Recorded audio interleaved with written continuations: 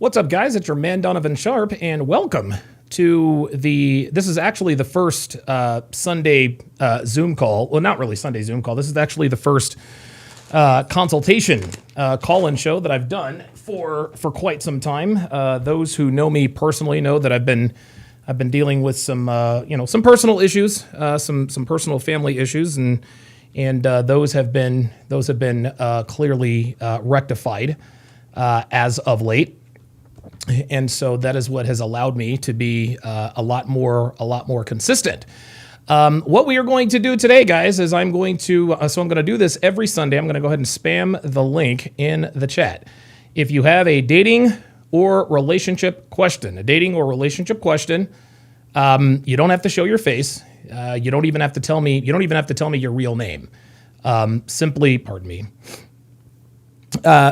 come up. Give me whatever name you want, whatever location you want. Like I said, I try to keep things as proprietary as humanly possible. I'm not going to judge you, but I'm definitely going to let you know exactly what's up. I'm not going to sugarcoat anything. I'm not going to sugarcoat anything. I'm going to be giving you advice based on my experience, and this is going to be red pill type advice. So if you're looking for somebody to tell you what you want to hear, if you're looking for somebody to give you permission to try to get your ex-girlfriend back after she cheated on you, I'm not the guy. It is most certainly not that kind of party. But by and large, I'm here to help you guys. And listen, ladies, if you guys have any questions or concerns, whatever the case may be, if there are any ladies out there who have, relationship questions, you can be sure to come on up too. I'm certainly not going to handle you with kid gloves just because you're a woman. I'm gonna shoot you straight, just like I shoot the guys straight. You guys are always talking about equality, so I'm gonna give you guys plenty of equality.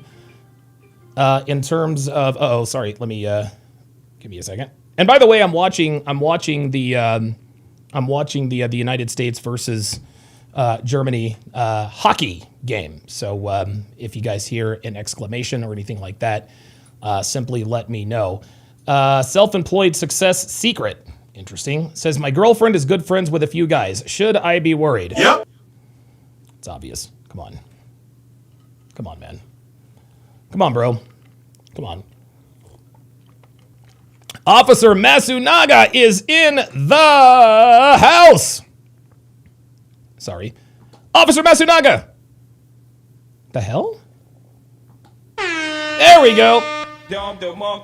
Absolutely doing real good. Officer Masunaga is, I've known him since he was 15 years old. And easily one of the most cerebrally intelligent, like rawly intelligent people I've ever met. I was good friends with his mother back when I was 13, 14 years old.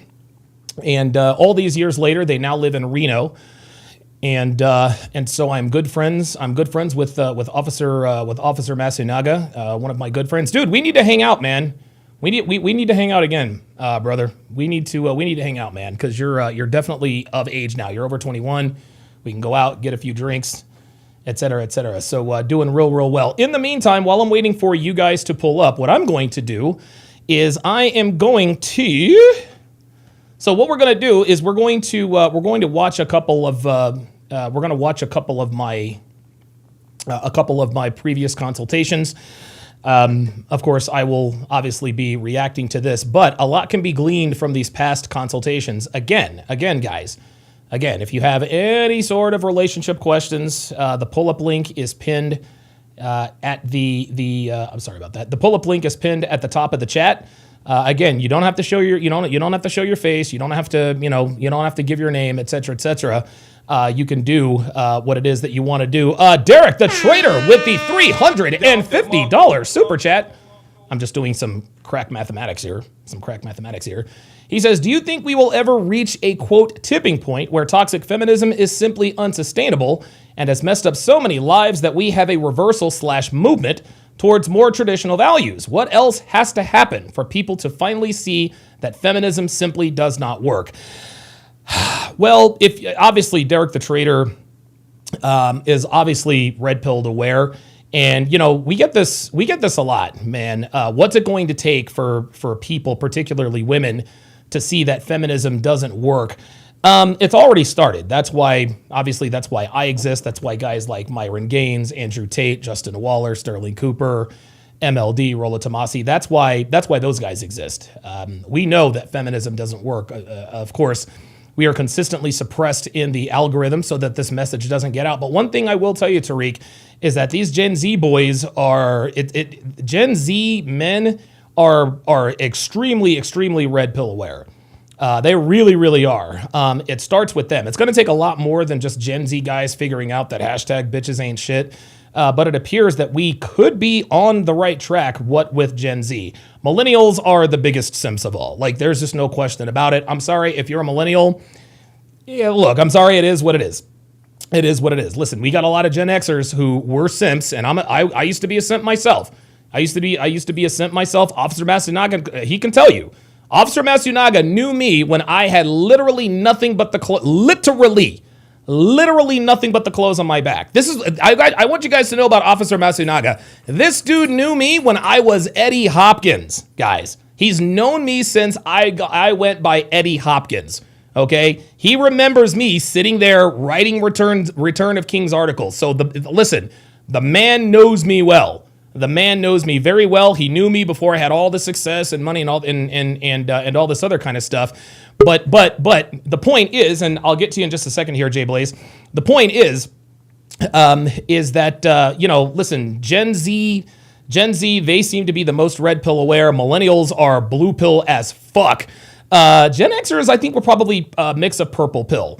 I'm a late Gen Xer, so I was alive during the time when masculinity wasn't outlawed. It was still on TV, et cetera, et cetera. But I also bought into the feminist nonsense that ultimately led me to, yes, Officer Matsunaga says literally. He was there, guys. He was there. Listen, remember the story that I told you about Amy? Right? I might actually play that I might actually play that cartoon story just so you guys know. Me landing in Las Vegas, eventually ending up in Reno. Officer Matsunaga was absolutely there. He was 1,000% there. By the way, my favorite of all the Marvel movies is Captain America: The Winter Soldier. I went to see that with Officer Matsunaga. So I'm very, very happy that he's doing here. You're working a couple of jobs right now. Okay. Wow. Okay. So and his name is Noah. We'll just call him Noah. So Noah is definitely on his grind and on his hustle. Let me go ahead and bring up Jay Blaze here. Blaze, what's going on, brother? How you doing, man? Hey, what's up?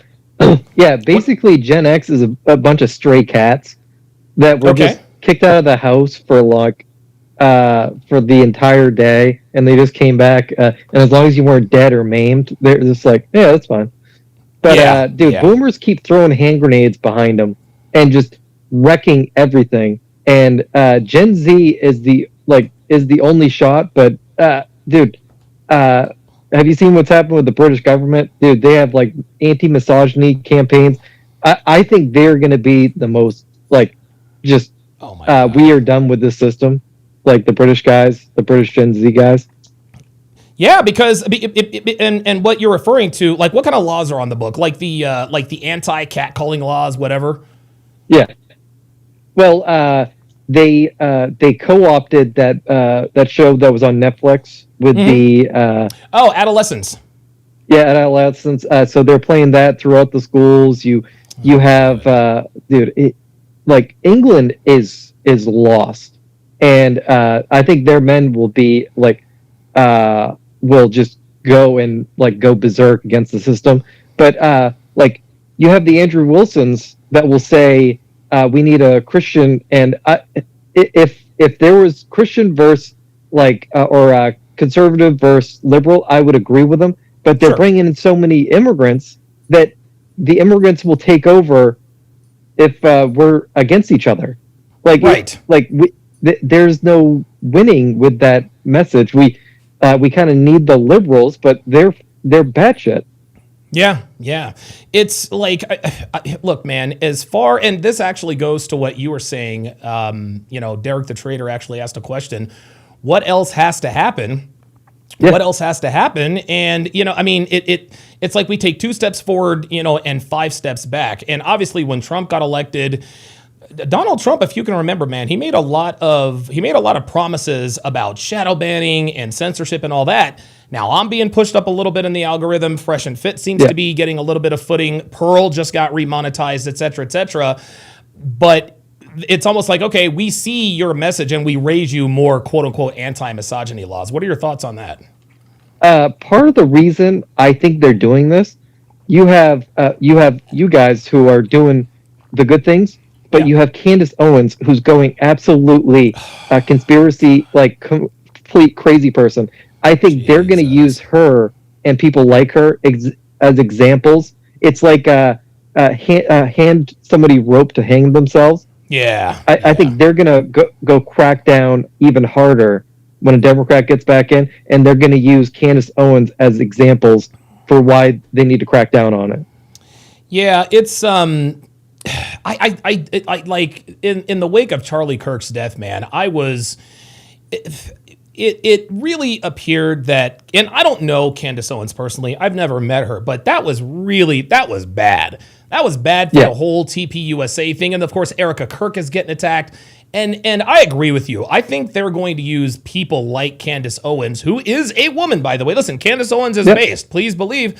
But at the end of the day, Candace Owens is still a woman, man. And she is going to be susceptible to the feminine condition, which is to get neurotic at times. That's just how it is. Yeah, they I was listening to this one guy, Jake Monroe. He had a good point where, so all men have egos because we built the world. Yeah. But women's ego comes out differently, where they use their ego to connect with everyone, and this is why you have the woke stuff. Yeah. Where their ego comes out in wokeness and trying to integrate with the crowd, and it was kind of odd, and I'm just like, yeah, that makes sense. But going back to Jake the Traitor, Derek the Traitor, Derek the Traitor, dude. When you see Love is Blind and how train wreck these girls are, I don't know how you can even look at the women, and this is our market. Like the women on Love is Blind, that's our market. Yeah. No, and I totally the men agree. are walking away. Yeah, they are. Like I was listening to King Life, and I'll have if he wants to come up and say it, but he's like, dude, the women of New York are like lost. Bro. And all major cities. All right, wow. I'm gonna drop you. Thanks for chiming in. All right, Red Pill Crip. You're on Live with Donovan, man. What's on your mind, brother? What's up, brother, man? I look, I don't have nothing specific. I just wanted to come break bread with you, man. Just want to say hello. Appreciate everything you're doing. You know what I'm saying? Okay. And just join the convo. You know what I'm saying? I don't know what is like the topic, because I do have a little insight. I'm not doing, listen, forgive me. We're not doing, this is not a podcast where I'm, having people on to, discuss their thoughts. This is my free consultation Sundays, where if people have, relationship questions, relationship problems, they'll come up. But I do open up the pull-up line Monday through Friday. It's actually going to be Monday through Saturdays for guys like you who want to come up and share their thoughts. Okay. All right. Cool. Okay. For sure. So I'll have you on. Yeah, I'll have you on next time. I appreciate it. Yeah, guys, this is again, just to remind you guys, this is a Sunday consultation. If the only people I want to come up are people who have, actual, questions about dating, relationships, obviously TSR Live will be back tomorrow. And listen, I understand that, man, we might not be able, people might not want to or need to pull up at this point in time. So what we're going to do is we are going to, oh, wait a minute. Jim Goat, whom I've never seen, welcome. He says, hang on a second. Actually, before I get the Jim Goat, Dr. B84 with the $10 super chat. He says, women are told what to expect from men, but not how to treat them. Men are told how to treat women, but not what to expect from them. The expect part is the RP. Very, very good. Yeah, listen, man. Every single woman on the face of the earth knows how to attract a man, but very few of them know how to keep a man. That's just how it is. That's just how it is. Carbon MVP 22 says, of course, Don let the white guy talk for 10 minutes and cut the black guy off immediately. Yeah, that's because I know that white guy and I don't know the black guy. But listen, Carbon MVP, if you want to make this a hard R podcast, my guy, if you have a problem with anything I'm saying, you are more than welcome to pull up. And by the way, if you either have a relationship problem or issue, or if you have a beef or a grievance with me, I see Carbon MVP is the first nigga that we have. Hold on, let me go ahead and let's go ahead and pull down the Periscope here, guys, because we always get these people. Yeah, that's right. That's right. The Niggadar. The Niggadar is, yeah, and it's Carbon MVP 22. We got niggas in the chat, as we always do. And when I say we got niggas in the chat, that means we have black people who simply don't like me because of the way I talk. Join the club, bro. Get in line. But I know you're not going to pull up because, well, you niggas are cowards. You people are always cowards. I'm sorry, you monkeys are cowards. And that's right. I called you a monkey, a zoo animal. Make sure you take a bath today. Talk to your zookeeper, Carbon MVP 22. You people need to get your act together. Let's see. See the Wave says, hi, Donovan. I enjoy the YouTube shorts, especially the recent one. Don't text her. Absolutely. Absolutely. Jim Goat says, sounds like Donovan. Never seen you in four. Says, anyone know about Brent Smith? I have no idea who Brent Smith is. Jim Goat says, the Manosphere needs to get their act together. Yeah, sorry, buddy. Yeah, everybody says that, Jim Goat. Yeah, listen, what you need to understand, Mr. Goat, is that the Manosphere is decentralized. Okay, there is no leader. There is no, and I've declared Myron Gaines the de facto leader, but he's not in charge of anything. Okay, this is decentralized. We don't have weekly Manosphere meetings. Okay, we need to get our act together. So that is a very low IQ argument. Everyone's been telling us that we need to get our act together, probably for the last 20 years. So come with some facts. He also says, stop with the women hating and get with the women loving. Nope. You call it women hating. I just call it telling the truth. Not really talking about it. And yeah, Jim Goat says, let's talk about Gigolo game. Okay. All right. Oh boy. Yeah. I swear to God.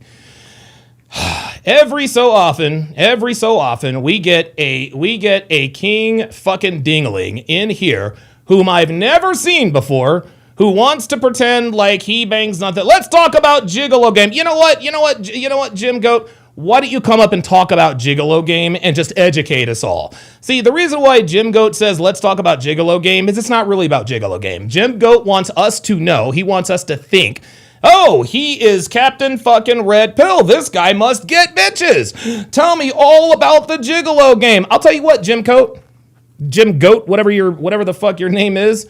How about you start your own channel and talk about Gigolo game? You're not impressing anybody here, man. You're like, listen, bro, like you can go to other purple pill and blue pill channels and you can say that you only bang hotties or that she fucks up one time. That's fine. You can be meathead red pill guy all we want to. You're not a gigolo, okay? You're not a gigolo, especially if you live in America. Women don't pay for sex. Gigolo game. What? You get bitches? You get ass? Maybe you should put out a course. Jesus fucking Christ. Anyway, let's go to the first. Let's go to the first consultation review, and we will go from there. And away we go. How you doing, man? What's on your mind? Where are you calling from today? What's going on, Donovan, man? I'm actually on the road right now. I'm heading to work, but I'm from New Orleans, Louisiana. Okay.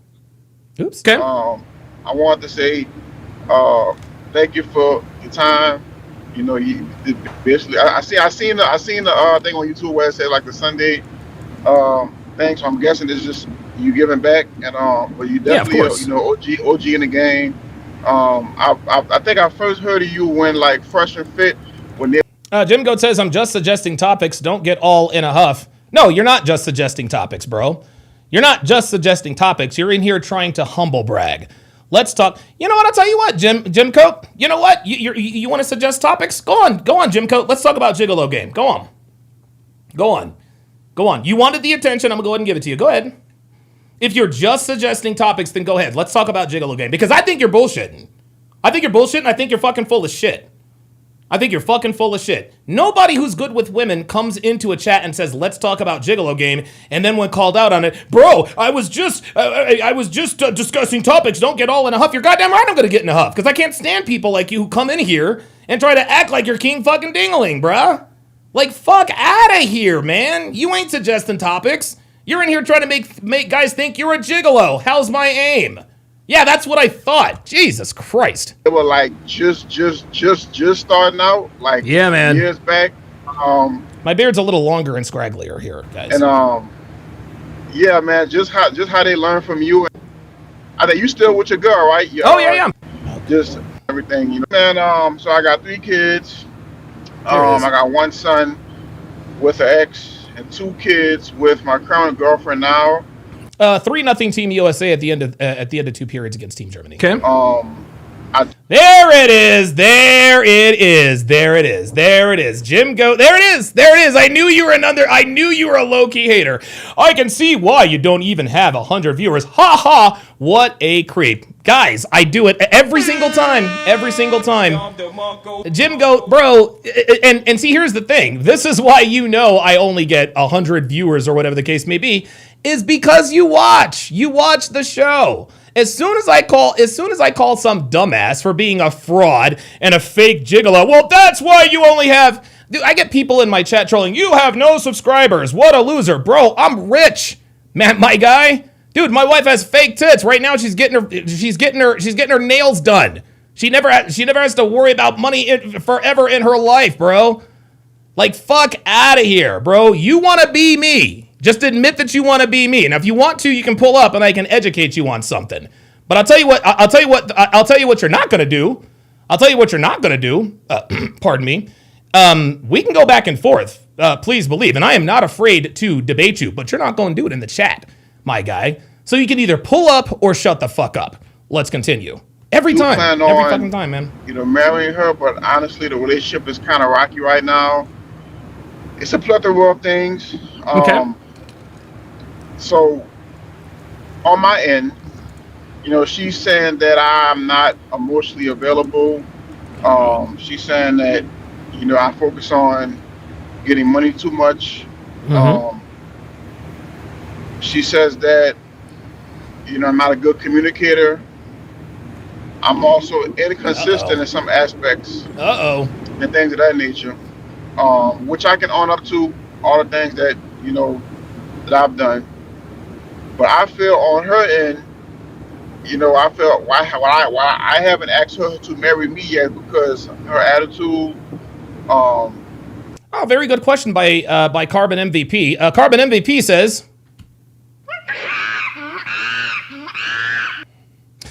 number one, there are actually several black families that live in my neighborhood. Number one. Number two, the reason why I'm tripping is to keep black people away from you people, right? My job is to keep black people away from you people. But, you know, listen, just like you said, I live far, far away. Why am I tripping? Why are you tripping? Like, you live far away from me, right? See, here's the thing, guys. When it comes to niggas, especially on Rumble, they like to talk. They come with the same arguments. Pardon me. They come with the same arguments, and it's always never original. But they want everyone to think that no, bro, like, you're pressed. You're in here watching me. Okay? And a lot of people say, well, what's the point of doing this? The reason why I talk about niggas is because I want to. It's my God-given First Amendment right to talk about you animals. And if you have a problem with it, you can go fuck yourself, my guy. I mean, like, you don't have to be here. I don't know what else to tell you, bro. Her not fully letting go of her past.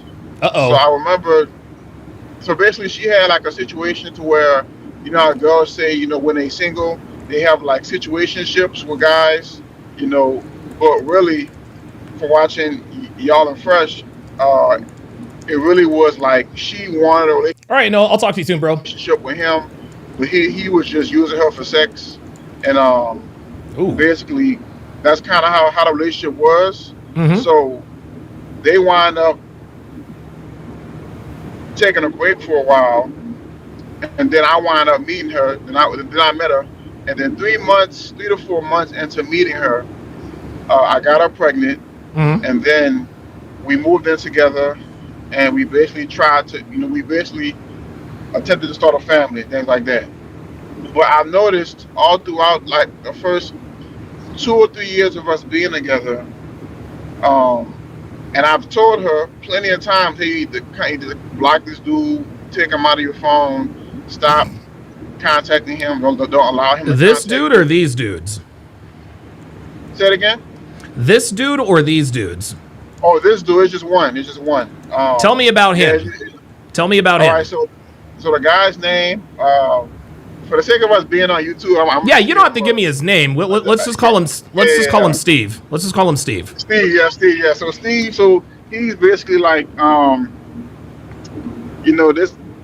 So I actually called the guy, Donovan, because it was really fucking with me because she told me when she was with them, they were doing like they had like threesomes together, and Oh boy. they was doing all kind of fun stuff. And then she always said he's just a friend, but He's just a friend. for me just being a curious guy and wanting to dig deep in her past because I know how important a woman's past is. Yeah. I figured out, okay, well she's saying he's a friend, but they basically was fucking like they was together. They was going out on dates. He was paying for stuff and things like that. And I found out while she was with me, he was like sending her money. Yep. And I found out through her bank statements, and when my youngest son was sick, I looked at her iPad because she left her iPad there so he could play the game. Because how children like to watch cartoons and shit. So Sure. I looked at the iPad and I looked at her email and I searched up his name. And his email popped up with how when you send money to somebody through PayPal or whatever, it Or pops Cash App, up. yeah. So his name popped up. I'm like, what the fuck? And I looked at the date, and it was like a few months ago. Oh boy. And I'm like, what the? I'm like, so I just go crazy. I confront her about it. We start arguing. And around this time, this had to be last year in like December, November. Okay. So I go crazy and I address Dasher's coming up next. her about it, and we get into a huge argument about it. I get upset and I tell her, if you can't stop contacting this dude, you need to get your shit. You need to get out. I don't want to do none of this no more. I'm not gonna be that guy. Let's go. Be with a woman when she can't get over. Excuse me, can I cuss on here? I'm sorry. Yeah, go ahead. You got it. Okay, yeah. I'm not gonna be that guy, that could keep a woman that can't get over a nigga who she don't have no baby with, who she was just fucking. I'm not gonna be that guy. Right. And did she ever stop? Oscar, you there? When we got 2 kids together, but I told him I'm gonna throw all this shit away if you refuse to stop contacting money from me. So Okay. she told me that she did. So since then I haven't. So periodically, as far as today, I travel for work, right? I just recently started traveling for work. I'm a pipe fitter. I work in a union, right? Oh wow. So you have a good job. So right now, damn, your audio kind of fucked up. Wait. You're okay. I can hear you. Okay. Yeah. So I'm in a union, right? And I'm in the union. I'm a pipe fitter, and can you still hear me? Yeah, I got you. I can still hear you. Okay. Yes, I'm in the union. I'm a pipe fitter, and and I travel for work. So periodically, when I'm coming home from work, I'm usually gone like 3 to 4 to 6 weeks, and I come home, for a couple weeks or a month. I kind of just work whenever I want to, but so I came home last time and I checked the phone, I checked the bank statements. I didn't see that he sent anything, but I did check in her contacts that, and I know for a fact, Donovan, I know for an absolute fact, through all this shit that we've been through, I made sure, because I know his number, I know who the guy is, I made sure that his number was out of her phone. Okay. But when I got back home and I went through her contacts, this nigga number was back in her phone. There you go. So, There you so go, I'm man. like, why is this dude like? What's going on, bro? Like, why is this? Why are you keep trying to save this dude? Like, why you keep trying to keep this dude around, man? And what did she say? She's like, oh no, and she was like, oh no, you must have didn't delete it on my phone, and you forgot. I'm like, Come on, motherfucker, man. if I was to I forget a lot of shit. One motherfucking thing, I would not forget that. I'm not gonna forget that I deleted this number that you've been fucking for me out of your phone. I'm not going. And then she had the nerve to save his name under the letter A. His name's over A. But A second, Oscar. Your audio. and I was, and then she was saying, you know, I'm not worrying about that and all this and all that, and I just I'm gonna get the talking here, guys. Don't worry about it. decided to drop it. But I honestly, my antennas are still up, and this is part of the reason why I feel like I can't really fully Trust her. commit to her as far as like a marriage. Even though Right. we together, we have kids, stuff like that. You know, there's been conversations where she's asked me, you know, what are we doing and stuff like that. Oh my God. Aside from, you know, her attitude, you know, can you hear me? Yeah, I got you. Yeah. Aside from attitude, and then, you know, I mean, we have sex. We don't have sex as much as I would like,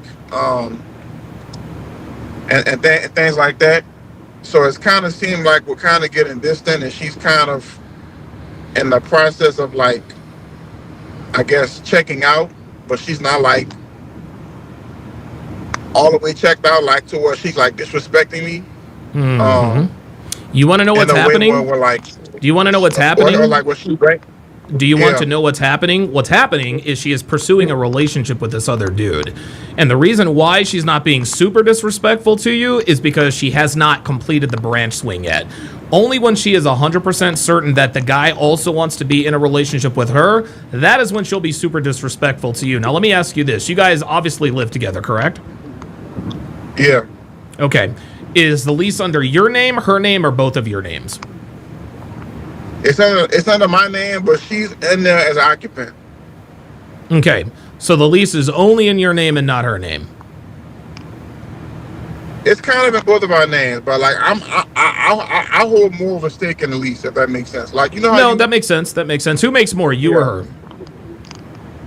yeah, because the way I got it from using my income. So I mean, my name is Yeah. on it, and they use my income to Gotcha. verify. But Okay. yeah. I got But you. her name is on it. We like they need her signature whenever we renew, basically. Okay. All right. So it's more or less in both of your names for the most part. Yeah. Does she have family in the area? Yeah, so her auntie lives literally like around the corner from us, about 5 minutes. Cause we drop our kids off to her auntie because she works as a dental assistant, and obviously she works there as a dental assistant, Okay. and then you know, we use her auntie, and then her grandparents live like, you know, 45 minutes away from us, or away from us, and then we bring the kids by that too, and then her mom lives, you know, in a close range. So we pretty much are in close contact with her family, her side. Okay. What about your family? How close is your family? So my family is kind of different. So a few years ago, my dad passed away. Oh, I'm sorry to hear that, man. Yeah, it's all right. My mom, my dad. Yeah, Carbon MVP 22 says, bro, you're going to have to learn to speak English, man. I don't speak nigga. It's been together, you know, all my life. Good. But my family is kind of messy, I would say, by Okay. being mostly women. And not to say that women are messy, but just the type of women that my family are is just Women that, are messy. you know, even when I was in my past relationship, a lot of, you know, crazy stuff was going on, like, you know, them not being positive in a relationship, you know, them Yeah. just flipping to being on my side versus my ex-girlfriend's side. And now since I got her, So a lot of them don't like her, my girlfriend now. I got into an altercation with my big sister over my son because of my ex. And so it's like I kind of, aside from my mom and like other certain amount of people in my family, I kind of interact with my family at a distance. Aside Okay. from if it's like major stuff like a funeral or something like that. Gotcha. But- Let me ask you this: how old are you, and how old is she? I'm 27, she's 28. Okay, and how old are your children? My oldest is 8. My 2 youngest ones are 3 and 2. Okay, so the 2 youngest, your 2 and 3-year-old, are with the woman you're with now. Yes. Okay. I'm just going to be straight up with you here, Oscar, and I know you're not going to want to hear this, and I promise you, I'm taking everything into consideration. Your relationship's been over, my guy. Your relationship has been over. And I know what makes this complicated is the fact that you guys live together and that you have 2 children. But you really need to be working on an exit strategy, because here's the thing, Oscar. Here's one thing I can tell you. She's not going to leave you. And the reason why she's not going to leave you is because of the money you make. And think about the situation she's in. She's with a guy who makes great money, takes care of all of her bills, takes care of both of his kids, who's gone for 5 and 6 weeks at a time, right? That is the perfect chance. And here's another thing, Oscar, and you're not going to want to hear this. This is probably going to come as a gut punch. That nigga that's still in her phone, she still fucks that nigga while you're on the road. Okay, let's just keep it a stack. She fucks this nigga while you're on the road. That's why whenever you come home, his name is still in the phone. Okay, and the thing is, number and name is still in the phone. And here's the thing: she knows and understands that you're on the lookout for him. So she's becoming better and better at sort of hiding that. It won't be long before she just gets a second phone altogether so that she can avoid the nonsense. But if I had to put money on it, my friend, she is cheating on you with this guy that she cannot get over. But the only reason why she's not leaving you for him is because he probably doesn't make as much as you do. You are the beta bucks, he is the alpha fucks. So she's not going to leave you, but she's going to stay with you and continue to fuck this guy. Now, here's the question. What are you going to do about it?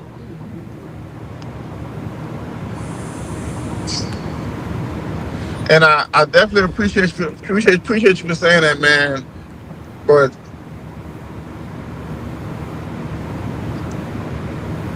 I mean, I've literally talked to her about it. She's from. I mean.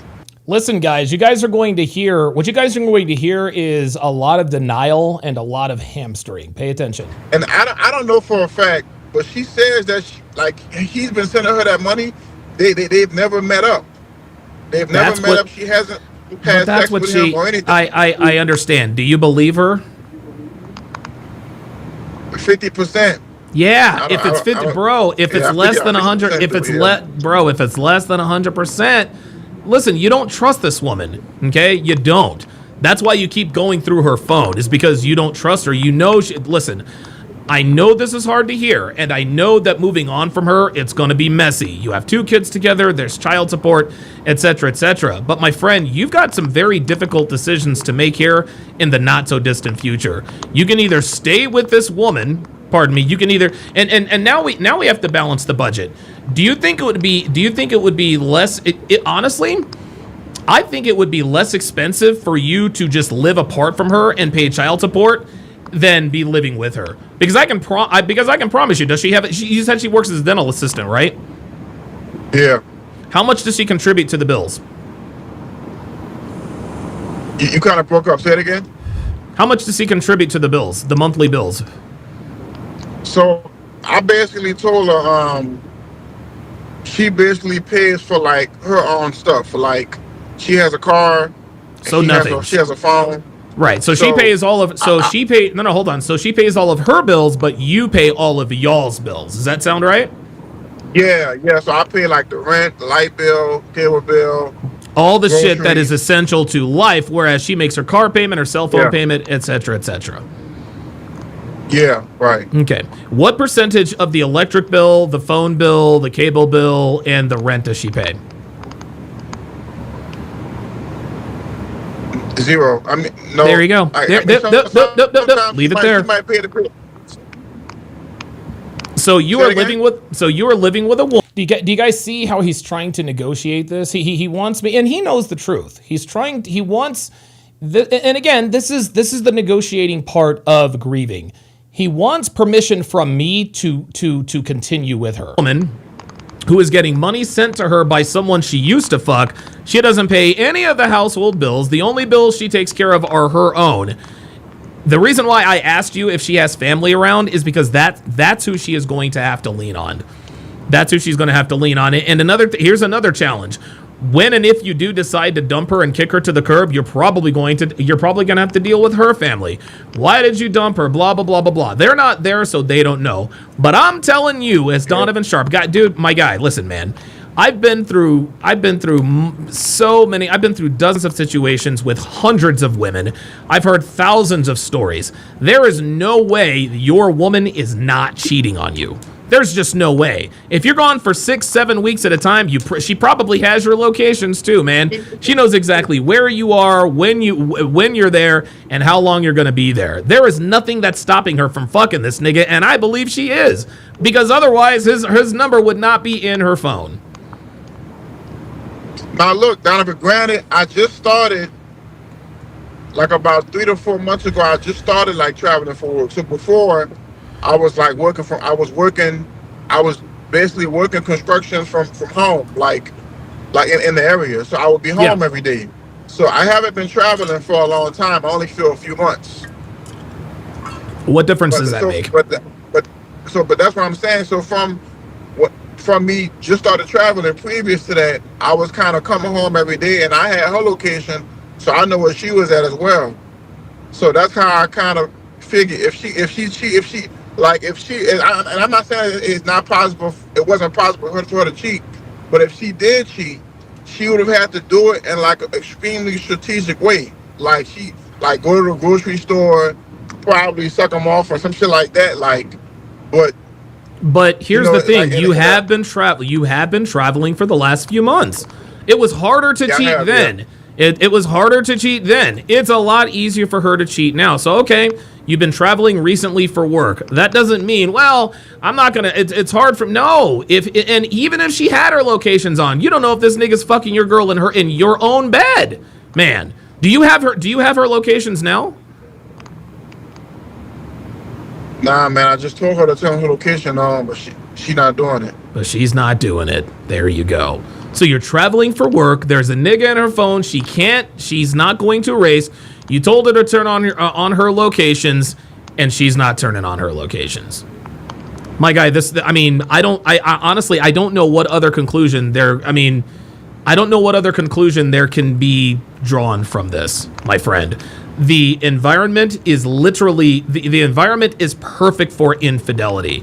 That's what's happening. This is why you're not having sex as much, because she likes having sex with the other guy more than she likes having sex with you.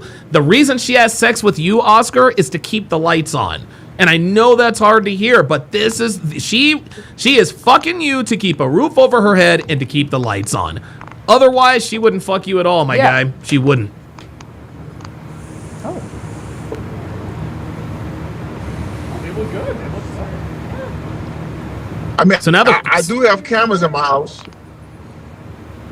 Are you reading the chat, or are you just telling me that? Oh, no. I can't even see the chat, Donovan. Damn, I can't even. I was just telling you that. I was telling you that, yeah. You do have cameras in the house, but you don't have her locations. So she could be anywhere at any time. Look. I know, bro, I know this is hard to hear. And I know you probably love this woman. I know you probably do. But I'm telling you right now, if you you're already inextricably tied to her for the next, for the next 15 and 16 years. You got a 3-year-old and a 2-year-old. Fiscally speaking, it is going to be far more expensive to live with her than to live without her. What you need to do is you need to go and hire listen, you make good money. Go and hire a lawyer. Look, we're not legally married, but we got a couple of kids. What are my options? You need to move out, Oscar. That's what you need to do. You need to move out. And I'm not saying abandon your kids, blah, blah, blah, blah, blah, but as the mother of her, and you're not, and again, you travel for work, so there's no way you can get full custody. So now you have a decision to make. You have a very important decision to make. knowing what we know now, why on God's green earth would you continue to live with this woman? And I want you to answer that question truthfully. What advantages are there to living with this woman?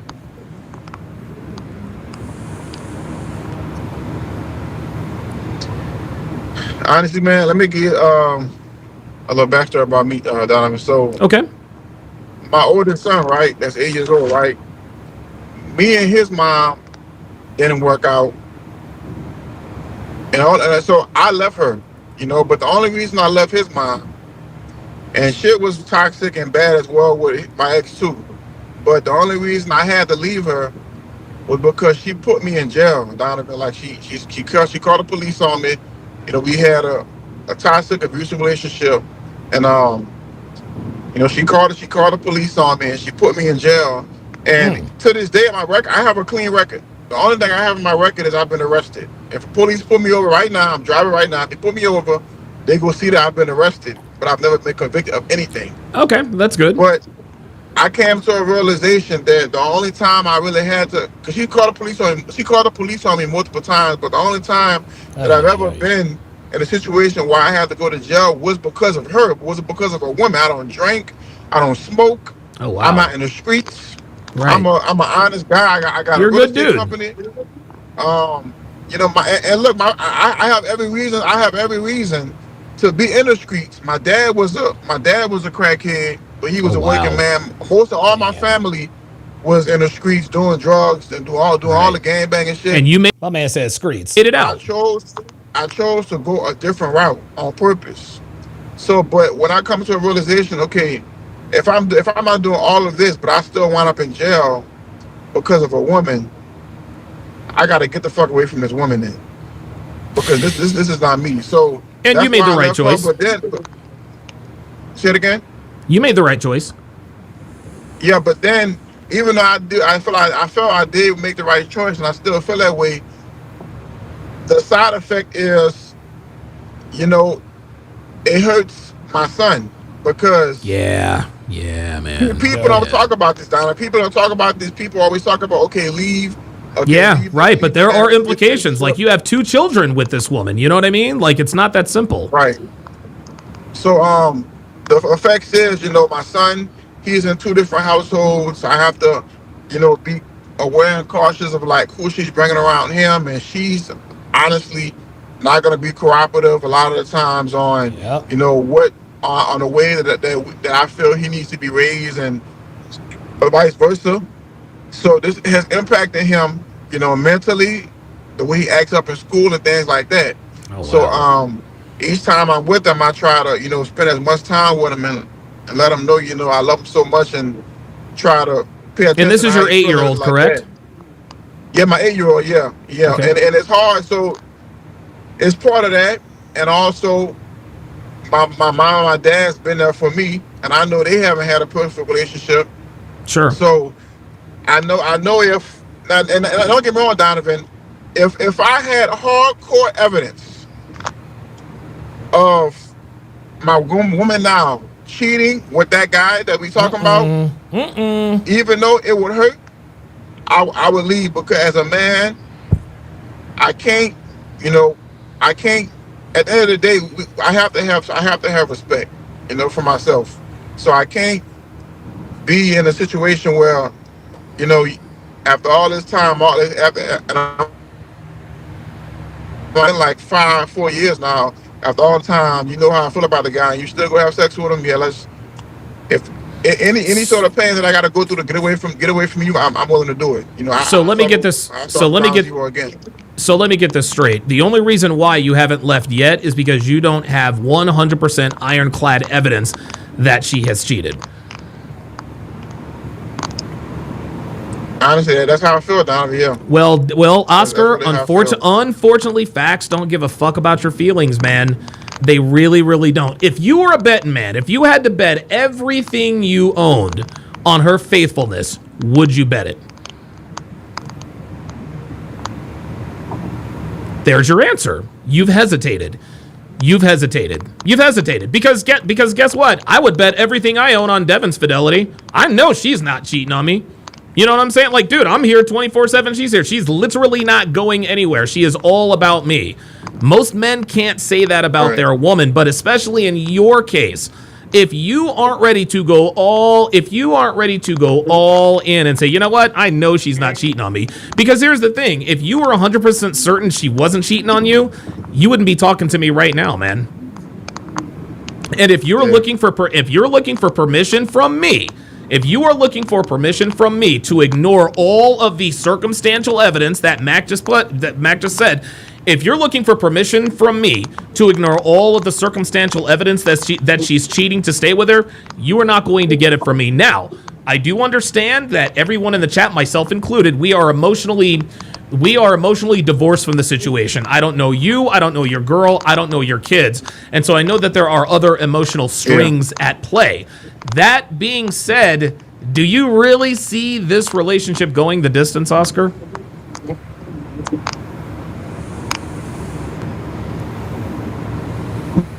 I know it may sound crazy, but I do only under the pretense. Stop the cap. Of, her attitude changing. Do you think that's going to happen, Oscar? Hold on. Let's slow down here. Oh. Do you think her attitude is going to change? All right.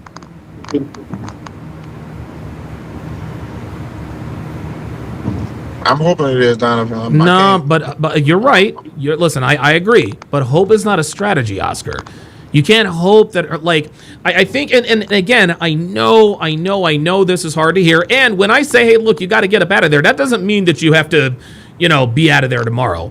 But Oscar, if you don't start your exit strategy now, you're gonna end up regretting it, man. You've got a 2-year-old and a 3-year-old with this woman. She's not contributing anything to the bills. There's this nigga she cannot and will not put out of her phone. You're traveling all the time. And yeah, you've got cameras at your house, but she won't give you her locations. Like, my guy, the fact that she's not giving you her locations and she's got this other nigga in the phone, that tells you all you need to know about her loyalty. That's just all there is to it. And I know you're not stupid. And I think the reason why you're hesitant to sort of admit this to yourself is because separating yourself from her, that's going to be a heavy lift, man. Like, dude, you've got child support to think about. Where is she going to live? Where am I going to live? Are we going to get movers to come? Like this is going to be it changed our lives drastically. Yeah, it changes a lot drastically. But at the end of the day, I'm telling you right now, if you don't start making plans to separate yourself from this woman and set your kids up, you are going to regret it.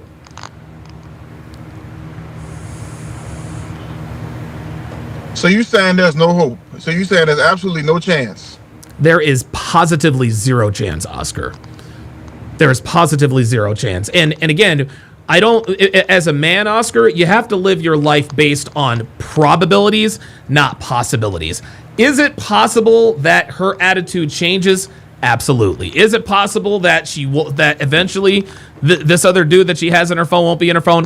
Absolutely. But it's not probable. How long have you been with this girl? 5 years?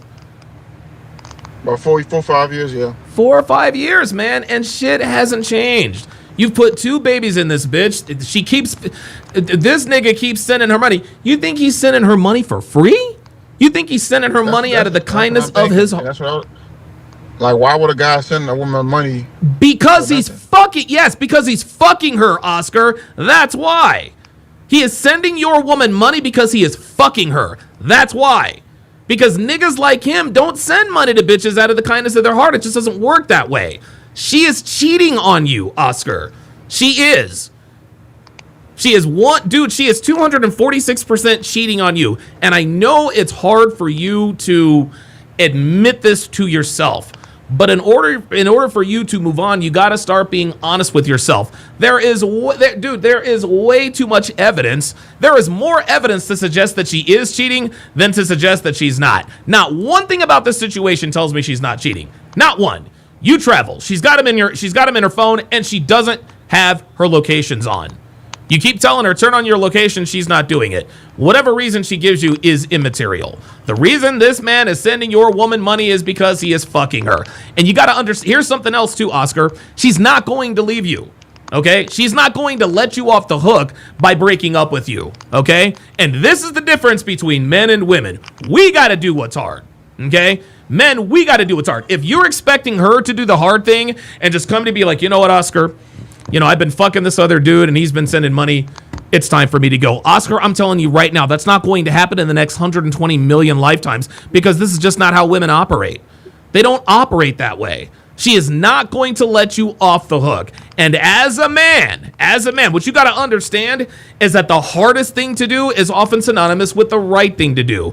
You stay with this woman, she's going to make your life a living hell. Every time you come home, you're going to be checking her phone. You're going to see his name in there. You're going to get into an argument about it. You guys are going to have sex. She'll give you starfish sex. And you're back on the road again. And now she's back fucking this nigga. This is not the way to live, Oscar. And I think you know that.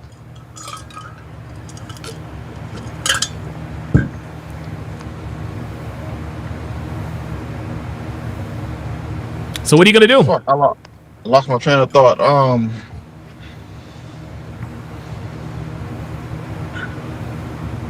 Oh yeah, but she's been telling me recently that she wants to leave. She wants to leave you? Yes, that's what she's been saying. She's saying she's feeling like she doesn't want to be here. Oh my God. Okay, so this woman is telling you she wants to leave, but you're telling me that you think there's a chance this relationship could work.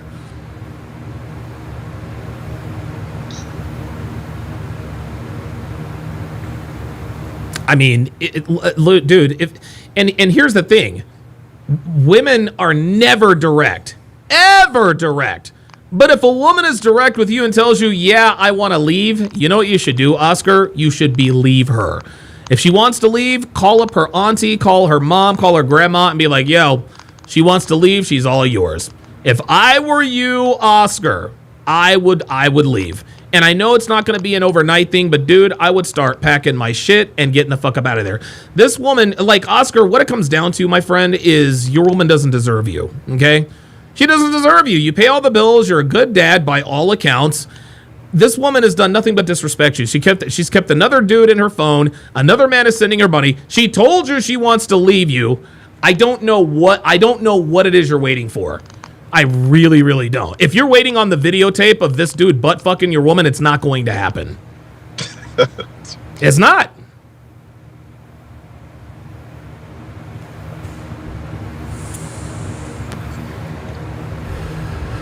So what are you going to do about it?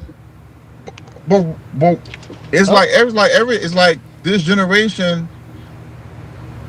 You don't see any like real families anymore. It's like I don't want to be one. It hurts to be one of that, Donald. That's what I'm saying. Like, yeah, you're making excuses. You're making excuses at this point because what I'm advising you to do, and let's not beat around the bush. I'm not gonna sugarcoat it.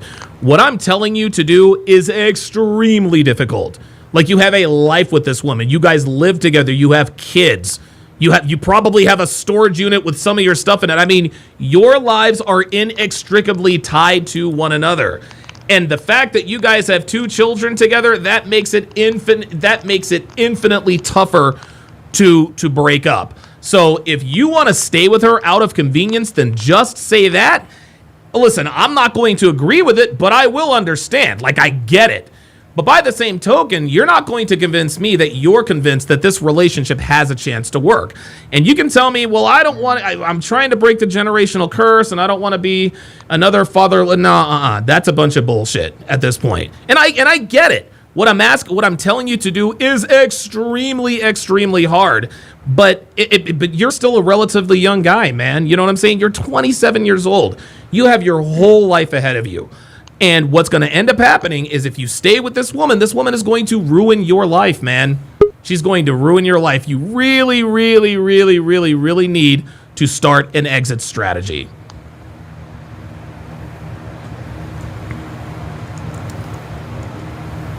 He's still searching. But shouldn't I make that decision? Shouldn't you make what decision? Shouldn't I make the decision to leave when I know that I'm ready to leave. Well, when do you think you'll be ready to leave? From what I told you, if I catch her cheating or You're not going to catch her, Oscar. You're never going to catch her cheating. Dude, I've been cheated on more times than I realize. Dude, I'm serious. I am so fortunate. I hear horror stories, Oscar. I walked in on my wife you think I'm crazy now? I've been cheated on more times than I probably realize. I've never caught her cheating ever. Okay? Right now you are making an excuse. You're making excuses at this point in time to not leave because it's the hard thing to do. But if you are waiting for ironclad proof that she's cheating, it's not going to happen. I could get a detective. I can hire a detective. Why would you do that? I'm saying if I really got it in my gut, okay, I feel like she's doing something. I could literally spend thousands on a detective to follow her around, take photographs, pictures, and videos all throughout her day for weeks, months at a time to really see, yeah, Oscar, look, this is the evidence. You know, she's been fucking on this guy, whatever. You know, thank you for your services, but this is what we did. This is all the evidence that we got from our investigation. So if I see all that, then I'll present that to her and I'll be like, all right. No, you're still bullshitting yourself. I think that if the detective gave you unequivocal evidence that she's cheating, I think he would probably still find a reason to stay. Nah, bro, I'm a leaver, bro. I put that on my dad. I'm a leaver. If I see that shit, I'm leaving her. No, but see, then you're never going to leave her. Listen, Oscar, I'm telling you right now, you are not going to catch. Police on me, or if she does that, I'll leave her. Or if she does that, or if she do what my ex did and try to put me in jail, I'll leave her for that. Yeah, but she's not going to do that. Because she's never called the cops. You've never given her a reason to call the cops. You keep waiting for the smoking gun. Oops. And I'm telling you right now, you don't need hard evidence. You know in your gut something's going on. And I'll put it to you this way, Oscar. The minute you hire a private detective, your relationship is already over. Because even if he doesn't find something, you are still going to be questioning, why does she still have this dude's phone why does she still have this dude's number in her phone? It's because she's fucking him. Listen, man, you don't think girls know how to give private investigators the slip? You think that only men hire private investigators? You don't think that girls are friends with private investigators that tell them the strategies, tactics, and techniques that they use to catch them? And just like you said, they could be dude. Let me just regale you with a couple of stories here. I remember I was fucking this one married chick, right? Her name was Sabrina, and this is the way she got away with cheating. What she would do is she would get her best friend's name was Erica. Listen up, guys. Her and Erica went to like a Starbucks and they took a selfie in front of the Starbucks, right? What she would then do is she would come and see me on a Saturday. On the Saturday she would come and see me. She would wear the same outfit. She would wear the same outfit that she was wearing in the Starbucks selfie. Her friend Erica will come to pick her up at her house wearing the same outfit. Her friend Erica was helping. So guess what? While she's sucking my dick, and guess what? And here's the thing. Her husband followed the both of them on Facebook. So while she's sucking my dick, her friend is posting and tagging the both of them. Hi, me and Sabrina are having fun at Starbucks. Husband looks at the post. He thinks nothing of it. Diabolical. Okay? Yeah, that is some diabolical ass shit. Here's another one for you. There's this one married chick I was fucking. I used to fuck her on Tuesdays and Thursdays. Okay? And the way she did it, and again, she used her friend helped her cheat. What she would do is she'd go about her day like she's going to work. What she would do is she would go to work, right? Her friend would give her car keys to use her car to come and see me so I could fuck her. That way, if her husband happened to drive by her workplace, he sees her car. He sees her car in the parking lot. No harm, no foul. You see that look on your face, my friend? Damn. Dude, I'm trying to tell you, you are not going to catch her cheating. If you are telling me that I want to see proof that she's cheating, bro, you already know she's cheating. And I understand this is going to be very, very difficult, but brother, if you don't if you don't at least start your exit out of this situation, man, it is going to be a very, very long 15 and 16 year run for you, my friend. And by the dude, honestly, man, you'll be in your mid to late 40s by the time she's done with you. And by then, you'll be broken, man.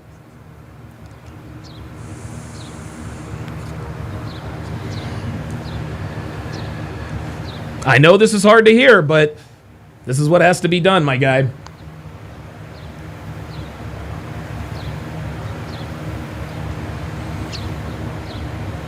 And dude, and oh man, I hate, man. And look, dude, I hate giving this kind of news, man, because I can see the look on your face. It's you know, reality is starting to set in. But just understand, man, you're still very young. You know what I mean? You've got your whole life ahead of you.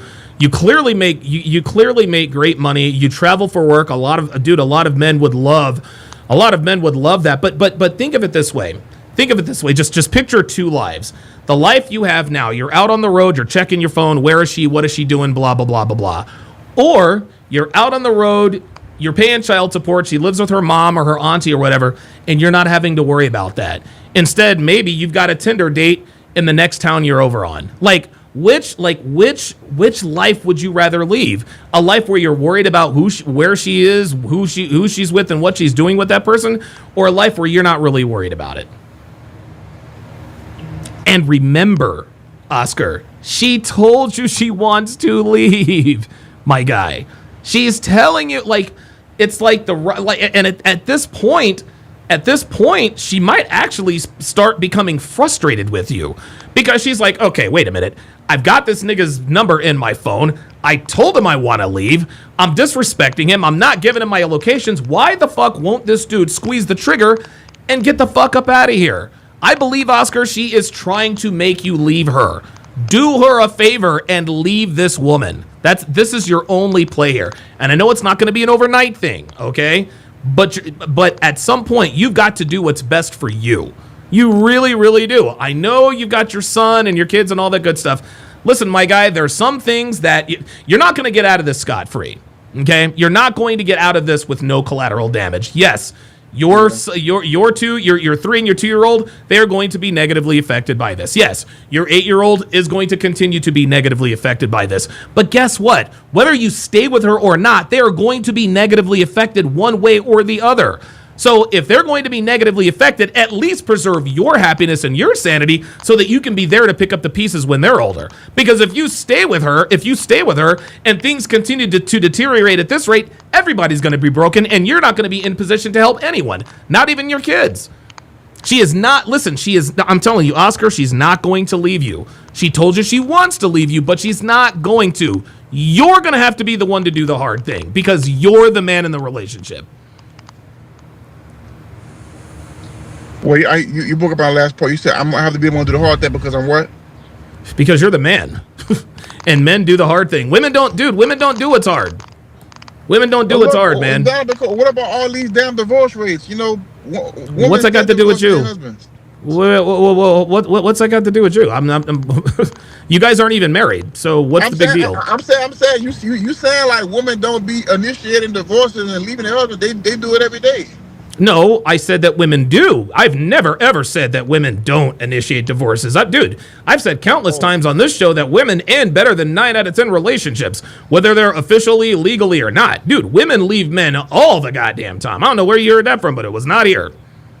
It was not here. But again, I don't know what... Why are you saying she not gonna she wouldn't leave me? Because you support her financially. You pay the rent, don't you? You pay the cable bill, don't you? That's why she's not going anywhere. But think about this. She's in the perfect situation. She has a man who travels for work, who makes good money, who takes care of all of the essential bills, who's gone for 6 weeks at a time. Why in the world, why would she leave you? Why would she do that? She's in the perfect situation. She's got I guess a boyfriend and a side nigga, and all of her bills are paid. All she's got to worry about is her car note and her phone bill. I wouldn't leave either. Shit, you kidding me? I mean, I'm just keeping it real. I wouldn't leave neither, man. Shit, it's a good ass situation this chick is in, man.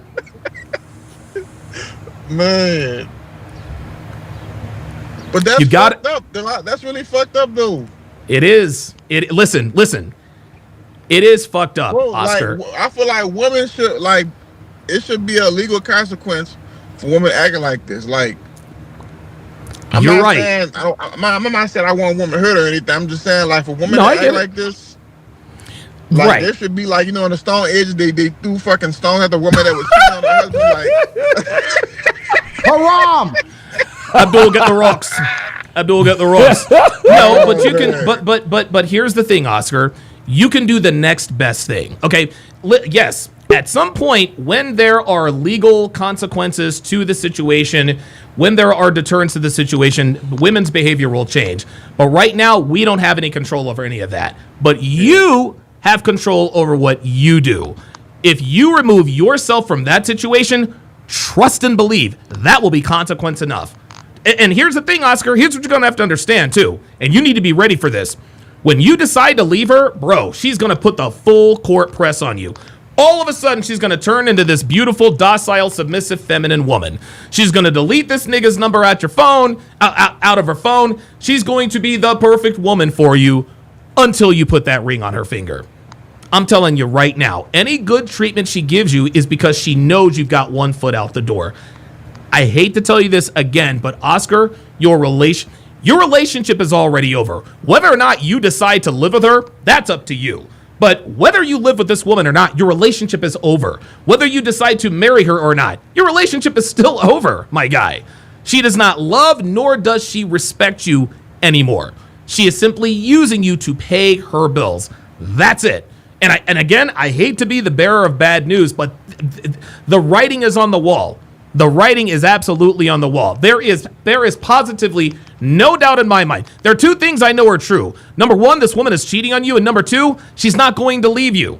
She's not going to leave you. And number three, you're never going to find out. Hire a detective all you want to. You're not going to find anything out. That's just the way it is, man. damn. It sucks, but it's true.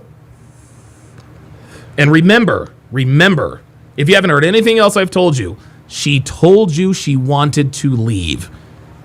What, do you think she was lying to you? Well, you know what? Let me just lie to Oscar. You know what, Oscar? I think I want to leave. And then look at your response. No. She told you she wants to leave, Oscar, because get this, she wants to leave. But again, women never. But even with him, the guy who she's trying to keep around, he fucked around and got a whole another baby with a whole another bitch, and he wouldn't even want to be with her. So it's like there's zero chance that she's gonna even be with the nigga, even if I do leave her. Oh my god. So I'm trying to see, why is she keeping him on the phone? Oscar, because he probably has good dick, bruh. He probably has good dick, man. Listen, what you got to understand, when I say alpha, see, here's the thing. There's a big difference, Oscar, between attraction and arousal. She's attracted to you because of the life that you provide her with. She's aroused by him, okay? And here's another thing, Oscar. The fact that you said, well, he's got a baby mama and another kid on the way. Dude, that increases the arousal. What, you think that turns her off? That he's got other bitches pregnant? Again, you and I both know that women don't want men that other women don't want. A lot of women want this nigga. That's why your woman wants this nigga too. She feels like if she can fuck him, then it's almost like, oh yeah, you fucked him, da-da-da-da. Well, I fucked him too. This is why she has him in her phone. Because he probably dicks her down and he's pre-selected to the moon. He's probably got like 2 or 3 baby mamas out there. That's what it is, man. That's what it is. Your woman, and here's the thing, and I have to say this because I want to get this through to you. Your woman doesn't fuck you because she wants to. She fucks you because she has to, Oscar. No, but Donovan, look, in the beginning, for the first 2 to 3 years, we was fucking all the time. Yes, but that was then. This is now. A lot has changed, Oscar. And you need to understand that neither you or her are the same people than when you first started. Listen, the beginning of a relationship is always the best. The sex is great, you're fucking all the time, but at some point, things sort of, get to a point of normalcy. That's nothing to be alarmed about. But she's not having sex with you because she wants to have sex with you. She's having sex with you to keep the lights on. She fucks this nigga because she wants to fuck this nigga, okay? She fucks you because she has to. I'm telling you right. And again, she told you she wanted to leave. I don't know what more Hey, Donovan, listen, man, I want to know if my woman's got one foot out the door. I think she wants, okay, well, tell me all about it. Well, she said she wanted to leave. Well, okay then. You're telling me your woman told you she wants to leave. I don't know why you would continue to hold on other than the fact that you're a little bit afraid of the unknown, and I get it. But I'm going to tell you what, man, your future with her is bleak. Your future without her, you've got a chance. Damn. This is a good question. Max says, when's the last time your girlfriend gave you head? Ooh, good question. Damn. Who that was, Mac? Been a while. It's been a while. Hold on, bro. Yeah, see? Been a while, right? I'll probably say probably a month ago. Yeah. Yeah. A month ago. When your girl stops sucking your dick, she's fucking somebody else, my guy. She's fucking somebody else. You want to know the last time Devin sucked my dick?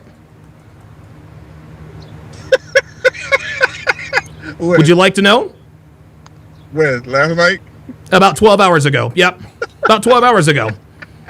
There it is. There it is. And listen, use this moving forward. Listen, when you're having sex with a girl, dude, she'll do whatever you want. Okay? And I'm gonna tell you what, a woman giving a blowjob is probably one of the most significant things a woman can do for a man. She's on her knees, blah blah blah blah blah. You could choke her out. Your woman isn't sucking your dick because she doesn't want to submit to you. Okay? More men have been in her vagina than have been in her mouth. Please believe. And the men that are in her mouth are the men that she's aroused by. The men that are in her vagina are the men she is attracted to. That's you. You are beta bucks. He is alpha fucks. She told you she wants to leave. She's not taking this dude out of her phone. She is literally dude, big fucking letters. Oscar, I want out. But you need to understand, women never, ever, ever, ever, ever, ever, ever, ever, ever, ever do what's hard to do. She wants you to let her off the hook. She's not going to let you off the hook, Oscar. She's not going to come to be like, you know what? I don't want to be in this relationship anymore. No, she's leaving that to you, as she should. You're the man. You make the decision. You need to leave this relationship. I'll give you the last word. All right. So the last thing I'm going to say this. Okay. How this term alpha and beta, how does this make sense? Because when it comes to masculinity, there's only like one kind of masculinity. No, there's many types of masculinity, but what you're doing now, Oscar, is you're trying to negotiate attraction. Now you're in the bargaining phase of this grieving process. You're like, okay, all right, maybe my girl is cheating on me, but alpha versus beta doesn't really make much sense to me. It doesn't matter what makes sense to you and what doesn't, okay, Oscar? She's fucking this nigga because she wants to. She doesn't want to fuck you anymore, my guy.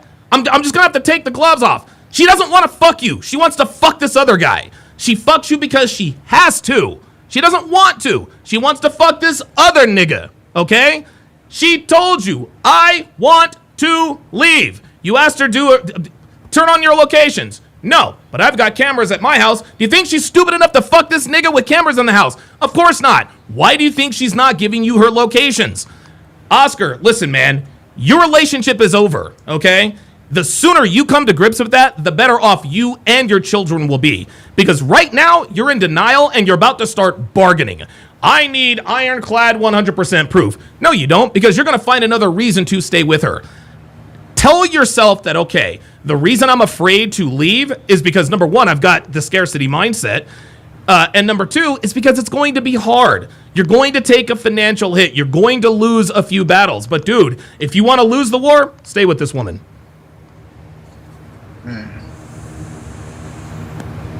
Thank you, Don. I appreciate you, man. All right. Okay. And so you guys can tell. You guys could, I mean, and, you know, MS772 on the Rumble side says, I tuned in late. Do we have an update on this guy? No, he hasn't called in since. Stay tuned for an update, man. Come. Yeah, look. Me back anytime. Yeah, and he hasn't called back since. You know, and if I were a betting man, I would bet that he probably ended up getting back with her. He probably ended up getting back with her. Ay. More Life of Kai says, bro is baited. Yeah, I don't, listen, man, maybe he is. Maybe he is, guys. But you have to understand, these guys call me for a reason, man. They call me for a reason, and I don't, I don't derive any pleasure, giving guys bad news, but this is just what has to be done. It's just what has to be done. Jamal Miller says it's not easy leaving a pretty girl. I know she looks good. Yeah, she probably looks good, and she probably has a nice body. That's probably why listen, I'm not there, so I don't know, but it's, Jay Castro says, you are giving him great advice that is going in one ear and out the other. Yep. JF says, why would you want to finance another man's side chick? Right? Jamal Miller says, Oscar's pussy whipped. I know the feeling. Bro, I've been there too, man. I've been there too. Jay Blaze says, Oscar is Will Smithing this. He wants to keep everything together. Yeah, he's a good dude. He's a good dude, man. It's unfortunate. Guys, if you want to, if you have a dating and or relationship question, hashtag pull up. The link is pinned in the chat. This next video that we are going to listen to, Gnome Billy on the Rumble side says, yo, Donovan, I just want to say WU. Thank you. I appreciate that. Appreciate that very much. This next video, this next consultation that we are going to review, this dude called me. This dude called me because he wanted to know how to get his ex-girlfriend back. Sabert, do you have a dating and relationship question, Sabert? Yes? No? Oh, here, I'll bring you up. Hey, what's up, man? Yes, I do. It's a brief one. I kind of hinted on this before. Can you hear me? Yeah, I got you loud and clear, man. Okay. All right. So, like, I asked you before. So I was dealing with. I'm still kind of talking to a lady friend. I guess I would say. And real quick, where are you calling me from? Where are you calling from? In Illinois. Okay, Illinois. Okay, gotcha. Yep. And well, like I said, I'm 36, right? Okay. And like I told you before, like I work 80 hours a week. Woo. My only free time I usually have is like maybe Friday evenings, sometimes Saturday evenings. So okay. All in all, I don't have a lot of free time to like invest time into like a woman. I guess you want to say like okay. The time that they would want, a man to invest, because sometimes women want you around all the time. Sure, right. And so I'm currently talking to a woman, and I'm still in the debate whether or not I should just drop her because I'm so busy. And maybe sometimes I feel like I just want to just have fun instead of just trying to commit to something seriously, And I'm kind of just like, I don't know if I should, because I like the girl, right? But I know inherently I cannot invest the time that maybe a relationship would probably need to, flourish, I guess you would say. Okay. So let me ask you this. How old are you? How old is she? I'm 36. She's 27. Okay, so she's 27. So just so you understand, she is at what Rolo calls the epiphany phase. At this point in time, the reason why she is squeezing you for a little more time and a little more attention is because right around 27 to 29 years old is when women realize, okay, I'm starting to run out of time. It is time to lock somebody down. Let me also ask you this. So you're in your 30s. She's in her late 20s. Is she recreational? Is one of the reasons why you don't want to commit to her is because she's recreational use only, or do you not know enough about her? Number one. Number two, how long have you been seeing her? So I've been seeing her technically for I would say maybe about 3 months. Okay. I've known her before because I used to work with her, but I don't talk to girls I work with. Okay, good. And then we kind of hooked up. I just figured I shot my shot at her about a few months ago. Well, actually what happened was she DM'd me. She called me So out of nowhere, like I posted a photo because I just came back from the barber shop, so I posted Okay. a photo. She jumped off. My man, I'm gonna give you a Don DeMarco for that. Yo, you had the beard. Yo, you had the beard tight. The lineup was clean. Let me go ahead and click a selfie real quick. All right, I ain't mad at that. Right. So she DMs me. As soon as she DMs me, she calls me on a video call, Oh shit. and she's hanging out with her friends at her friend's house. Yeah. I'm like, this is out of like nowhere, Okay. you know. And I'm like, cool, shoot, all right. So we talked for a second. Got off the phone call. I hit her up. We went out a few times, you know. And like I said, just with my schedule, sometimes, you know, it's like a hit and miss with me, you know. Okay. And I know she be wanting to spend more time. Mm-hmm. And like, cause she be hitting me up during the week. Uh-huh. And like I get off at 7 a.m. and I go to my other job at like 9 a.m. Okay. All right. So you're a So hustler. really, yeah, you know, Yeah. and I Yeah, think of she respects that, and she's in school still. Okay. And I'm gonna say this, and this is probably bad, but because I typically don't talk to women but she does nursing. She does what? She's a nurse too. Oh boy. Yeah. Okay. All right. So she's a nurse. Right. Okay. She's a nurse. Got it. Right.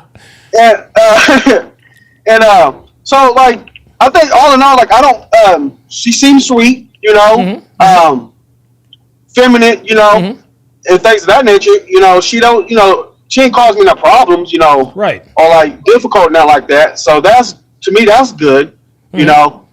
But I don't know if I know how to balance this, you know, something more seriously versus non-serious. Because Listen, business recreational use, that's just easy. You know, that's of just course. like, hey, wham, bam, thank you, ma'am. Yeah, of course. Yeah. So, number one, you're doing it right. The fact, and this is 2026 advice. One of the reasons why she continues to pursue you is because you're not available all the time, right?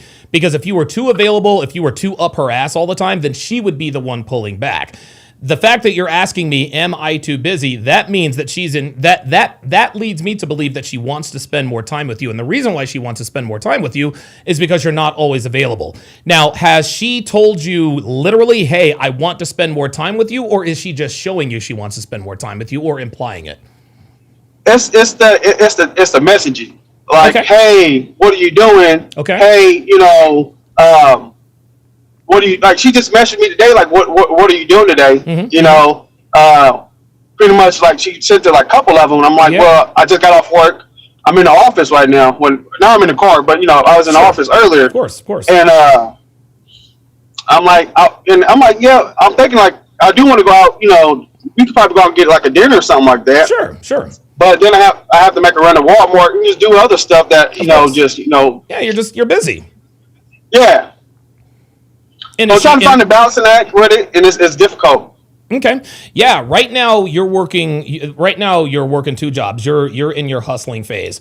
There's no need for you to balance anything. Okay. You're still a relatively young guy. Because I'll tell you this, and I had a guy in our Zoom. He was actually dating a single mother. And he was actually just like you. He worked 2 jobs and this and that and the other. And it was recreational use only. He was smashing her. It was nothing serious. So, you know, he was good with that. Then she started to get a little bit more serious. She took him to a preseason game. He's a Pittsburgh Steelers fan, so she started to invest. So they started to spend a little more time. He said, look, still going to be nothing serious. She was cool with that. Here's where he fucked up. He gave her a Mother's Day card. He gave her a Mother's Day card. And that was the kiss of death. He showed, and the thing is he didn't spend any more time with her. He didn't spend any less time with her. But he showed her at that point that he might have been thinking about her.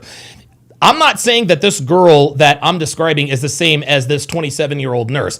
My guess is that she's probably attractive and she's probably talking to multiple guys. But the reason why she is pursuing you is because you're the one that's the least available. I can guarantee you that as an attractive nurse, she probably has access to more attractive men who make more money than you do. But the reason why she is paying you attention is because you're not readily available.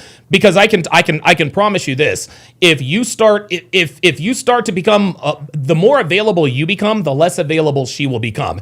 So you appear to be doing it right. Now I want to make this clear. if you think that there's absolutely no future with this girl, then that's fine. Keep using her for recreational use only. But is she giving you, and I'm not trying to find out what you want to do with her, but is she the type of woman that you would consider, would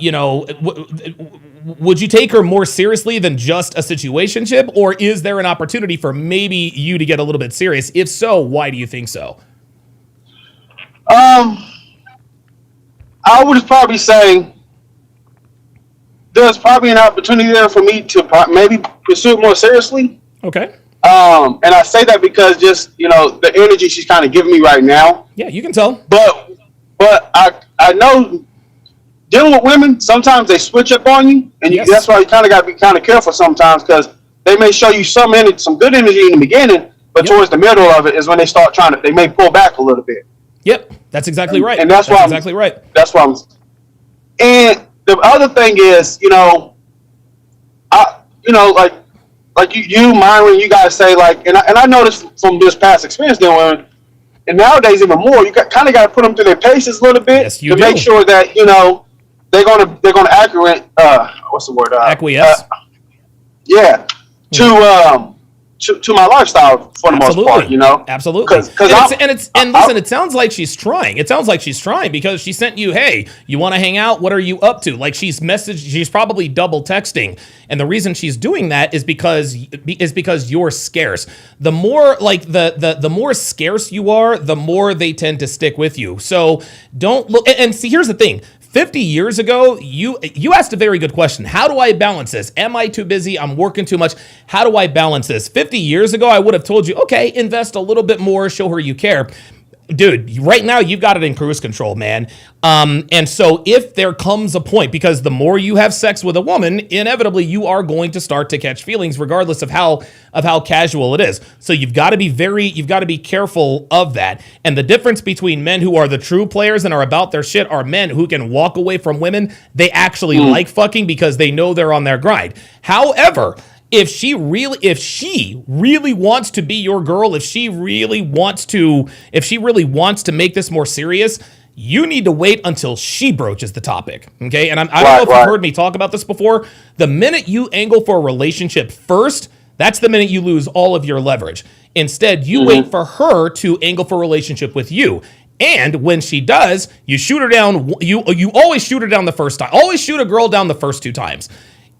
And the reason why I say shoot her down the first 2 times is if she asks you, hey, will you be my boyfriend? And you say yes, that's just too easy, right? Even if you put her through your paces, the first time she asks you, you're supposed to say no. You don't want to be in a relationship with a guy like me, blah, blah, blah. I've got videos on this and I've got courses and all that other kind of stuff. Yep. The second time she asks you, okay, you still tell her no. The third time she asks you, if you really, really, really want to know. See, a lot of girls are ready. A lot of girls think they're ready to be in a relationship, but a lot of them aren't really ready. No, what they're ready for is to stop being lonely. They're ready to stop being lonely. In other words, the guys they're fucking, they're not giving her enough attention. And that's why they sort of zero in on the guy that, okay, well, if I got more attention from this guy, then I think I would be happier. So what you do is quite simple. The third time she comes at you with this, hey, what are we going to do? Just ask her tell her to do one simple thing. Unlock your phone and hand it to me right now. If she gives it right over, that means she might be ready to be in a relationship. 9 times out of 10, Saber, she's going to tell you no. And at that point, you know that she thinks she's ready, but she's not ready to be in a relationship. Something else women will do before because women aren't stupid. They have the internet too. Men are not the only, they're not the only sex who watch Fresh and Fit. Girls watch Fresh and Fit. They watch Andrew Tate. They watch Myron Gaines. They watch me. They know they know exactly what it is. But even when they get this information, if you stick with the program, they still can't get over on you because eventually you're going to know the truth. And by telling her to unlock your phone and hand it to me right now, you are setting the tone for the relationship. You're letting her know that if I commit to you, and that is still an if, because just because you handed your phone and unlocked your phone and handed it to me right now does not mean that we're going to be in a relationship. This is a start. What that then says is if you are going to be in a relationship with me, I need full transparency, which means I get access to that phone. You don't even have to tell her you want access to the phone. Unlock your phone and hand it to me right now. And when she actually is ready to do that, we can have a conversation there. But this is why I tell guys, never angle for a relationship first. So my advice to you, don't worry about balancing anything. Right now, you're playing it perfectly. You're working 80 hours a week. Perfect. This is the reason why she's pursuing you, is because she knows that you're on your grind, and she probably sees potential with you. She's a nurse, so she doesn't really have to worry about money because nurses do make good money. But the reason why she is attracted to you is because you're not as available. Now, when and if things do change, I can advise you on what to do from there when and if the time comes, because then we'll have another set of behaviors to sort of break down. But as of right now, man, you are absolutely in the driver's seat. And again, keep in mind, you are not the only guy she's talking to. You're not. I know that. Right. Yeah. And listen, it's nothing personal. This is just how guys are. You're probably talking to other girls too. But the reason why she is contacting you she's contacting you during the week. And I was actually thinking, okay, only during the week, maybe not the weekends, but you said she was texting you, she was texting you today. Today is Sunday. So you're on this girl's mind all the time. All of these other dudes she's with, they're just there to entertain her. You're the guy she wants. Absolutely, positively put her through her paces. But at the same time, don't be meathead red pill guy. Don't go 2 or 3 days without. No. Only text her when you have. And if you're working 80 hours a week, you're not going to have time to text her as a natural byproduct of your schedule. So you don't even have to say, okay, it's been 20 minutes. Let me text her back. No, you're busy enough to where dude, it's almost like you've got built-in game with your work schedule. And this is why this woman can't get enough of you. Yeah, and you know what? I had took her, and I don't know if this is, I don't know if this is a good thing or a bad thing, but I love steak, right? So like, so do I. So like, no matter what, about once a month, I go out to go get me a good steak at a good restaurant. That's like that's how I treat myself. Good. And like you guys said, and I was like, you know what? She been wanting to go out. I was like, you know what? I told her, I said, well, look, I'm going out to eat. Do you want to go out? Go have dinner.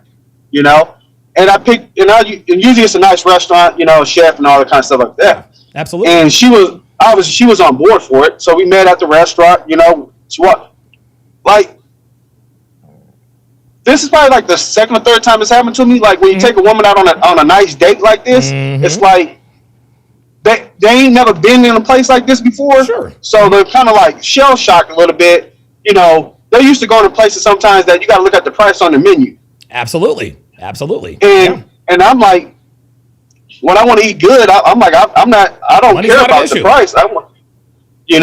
And I think that, I don't know if it was a good thing we had a good time. Don't get me wrong, Of course. But like, I sometimes feel like showing a woman a good time. Obviously, I was gonna go anyway. There you go. But like, so and I feel like it's not wrong with a company of a woman with you when you go out to eat. Of course, absolutely. And I think that raises the pedestal up a little bit as far as like, it may separate me from maybe the other guys she may be dealing with sometimes. Yeah. Yeah. And this is the way you characterized it is probably the way you characterize it to her. Hey, I like steak. Once a month, I like to go and treat myself and have a good time. I have a good time with you. Do you want to tag along? This is the way, and I know you didn't use that verbiage, but Right. that you let her know, I'm going to get the steak anyway. I like hanging out with you enough to the point to where, yeah, I don't mind if you come along with me. And the reason why she came along with you is because even if you said no, you still would have gone and gotten the steak. Okay? Yeah. Guys, listen to what I'm telling you. This is very, very important. Never, ever go somewhere because of a woman. The way it should be is you already have plans, and if you like her enough, then she can tag along. So again, you've differentiated yourself from all these other guys she's talking to. These guys are asking her, hey, would you like to go to XYZ Steakhouse? She'll be wishy-washy. Hey, I've got us a table at blah, blah, blah, blah, blah. Us, would you? You told her, hey, look, I'm going to get a steak. I do this all the time. You want to tag along? You could do without her. And this is the type of thing that women respect, which is another reason why she's texting you on weekends. She can't stop thinking about you because you are presenting yourself different from all of these other guys. So yeah, you didn't put her on the pedestal at all. Even I don't even know you. I don't know you from a hole in the wall. But but the story you just told me, I know for a fact that even if she had said, nah, I think I'm going to stay home, you would have gone to get that steak anyway. And that is exactly why she went with you. That's exactly why she went with you. Yeah. All right. So yeah, listen, You know man, what? my advice to you, listen, brother, keep doing what you're doing. If you're working 80 hours a week, there's no need to balance anything. But when and if she ever angles for commitment, make sure you shoot it down. And then on Sunday, you need to give me a call and let me know how that goes, and I'll let you know how to proceed. Got you. Thanks for All right, calling in, man. I brother. Anything appreciate else? it. I figure, my situation could help somebody else because they may be going through the Absolutely. same thing with like work schedules, things of that nature. So Absolutely. I figured I'd Listen, do it, calling. listen, brother. You're doing it right. You're on your grind. It's money over bitches. You've got a woman who clearly doesn't need you. She wants you. You're like, hey, I'm going to get a steak. Why don't you tag along? You got this girl texting you during the week. Yeah, she absolutely wants you. However, if you find yourself starting to catch feelings for her, give me a call. Find out what's going on, and I'll advise you on what to do from there. But so far, so good, man. All respect, man. I appreciate y'all giving out the game. Absolutely. Don DeMarco to Sabert. Man, that was, that's the thing, man. Like every once in a while, what we have to understand about women, what you have to understand about women is women don't want you to do things for them. They just want to be a part of your life, right? And that particular story actually reminds me. I remember unfortunately, I worked with this girl. But it was right after I moved to Vegas. It was me and this girl, Jennifer, and we were working together. We were flirting. I had a big Floyd Mayweather party. And, Mayweather versus Pacquiao. That was on May the 2nd of 2015. So I had all these people over at my house. And this is when I lived in this my dinky little apartment. And she happened to be one of the people that were there. I probably had like 25 to maybe 30 people at my place. It's probably overcrowded. Well, her and I got to talking. We exchanged numbers, and that was that. Well, I actually asked her, and I made a mistake. I was like, hey, would you like to go see what was the movie? Straight Outta Compton. And she was a white girl, right? And the fact that she was a white girl, yes, I will admit, yes, she fucks niggas, y'all. It is what it is. I'm not gonna run from that. It is what it is. I knew she was cool. With going to see Straight Outta Compton. And at first she said, yeah, I'd love to go see you. Then the very next day she says, you know what? I think I'm going to be sick on Friday. Stop the cap. I knew it was cap. I didn't freak out. I said, no problem. I said, in case you change your mind, you're more than welcome to join me. Because I told her, I said, I'm going to go see it anyway. I've been wanting to see this movie for a while. If you want to come, cool. If not, cool. Dude, the very next day, you know what? I think I can rally, blah, blah, blah, blah, blah. And of course, we ended up fucking that night, blah, blah, blah, blah, blah. The point is that the reason why she ended up coming with me is because of the way I framed it. I said, hey, I'm going to see Straight Outta Compton. Would you like to come with me? No. Okay, if you change your mind, I'm still going. Oh, okay, so he's not going to see this movie just for me? Cool. I think I might want to tag along. So that's how that goes. All right, we got somebody else on the pull-up line. Tommy Soto Self. What's up? What's on your mind? Okay. All right. Let's listen. Good call. Great call. Great call. All right. Very good. So this next video. Oh, got it. So this next video is a dude who called in and wanted to know. Pardon me. Wanted to know how he could get his girlfriend back. Let's see. Gnome Billy says, I do actually have a question. How long is too long to sell the dream to a chick? I'm at 7+ years, but I'm not committing. I do enjoy the chick, but I see red flags early on. Yeah, dude, just continue. Listen, if you know she's recreational use only and you've been fucking her for 7.5 years, just keep things the way they are. Because if she's been with you, if she still lets you smash after 7.5 years, you really don't have to keep selling dreams. That's just that's just the way it is. Don says, Aaron the Moses says, Don, what made you prefer white girls to Latinas or Asians? Actually, that is a very that is a very good question. I prefer white. I've actually dated and smashed more Latinas than white girls. So you know what I'm saying? Like my type was, dude, huge breasted, beautiful, Mexican girls. But it's not really a preference in race. To me, it's a preference in attitude and the way they treated me. White girls and Latina girls treated me a lot better than black girls. That's just the way it's been. Like listen, you see it in my chat. Black girls coming in, oh, you're a sellout, you're an Uncle Tom, you don't have your black card, blah, blah, blah, blah, blah. I dated who liked me. The reason why I prefer white girls and Latinas is because they preferred me. That's just how it is. The Panelverse. Come on, people. Let's go ahead and hit the like button to support the show. Absolutely. Let's do what the F he says. Yeah, listen, if you guys have any questions, you can either pull up or I'll tell you what, if you do have a question in the chat, and this is for my Rumble audience or my YouTube audience, if you have a dating or relationship question, make sure you preface your question with type in question with all caps, and then question in all caps, and then colon, and then write out your question. That way I'll know that you're that you want to that you want to ask me a question. Okay, so let's break this bad boy down. So this dude, I dropped serious knowledge on him. He wanted to know how to get his girlfriend back. Here we go. Yeah, I got you. I can hear you. So talk to me about your current situation. Your initial question was, Donovan, how do I get my ex-girlfriend back? So take me from the beginning here. So I was with this girl for about 2.5, 3 years, and things were pretty great. She was one of the best girlfriends I've ever had. Okay. Like, she was very feminine, submissive. She would, like, do all the stuff that you want someone to do when you're in a relationship. Okay. And I kind of got attached to her over the time, because in the beginning, by the way, that was a pumpkin spice latte. I wasn't interested. She was one doing 100% of the calling, texting, pursuing, and all that. Okay. So after first year, I kind of like got attached, and I started to fall in love, so to speak.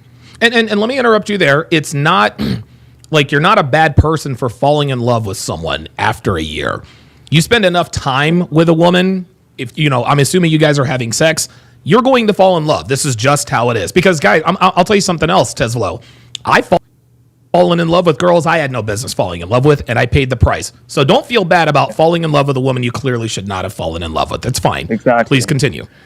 Because I learned it from my first relationship. Like, I don't like to get super attached to a girl. So in the beginning, I was very careful of who I, get attached to, and who I was vetting her. I was trying to see her character. I was seeing if she is compatible, and everything aligned perfectly. I thought that I was going to spend the rest of my life with her because of how things were going. Okay. And after that, it was great for another year. So it was like 2.5 years, and all of a sudden, she kind of got distant slowly. She would say, I need some me time. I was like, okay. Okay. And I wasn't like this insecure, jealous type of person. I was like, I trusted her because she was religious. I was her first boyfriend. I kind of took her virginity, so to speak. Wait, did you kind of take her virginity, or did you take her virginity? Yeah. I was the first guy. Okay, and you know this to be true. Like, the first time you had sex, she bled, you popped her cherry.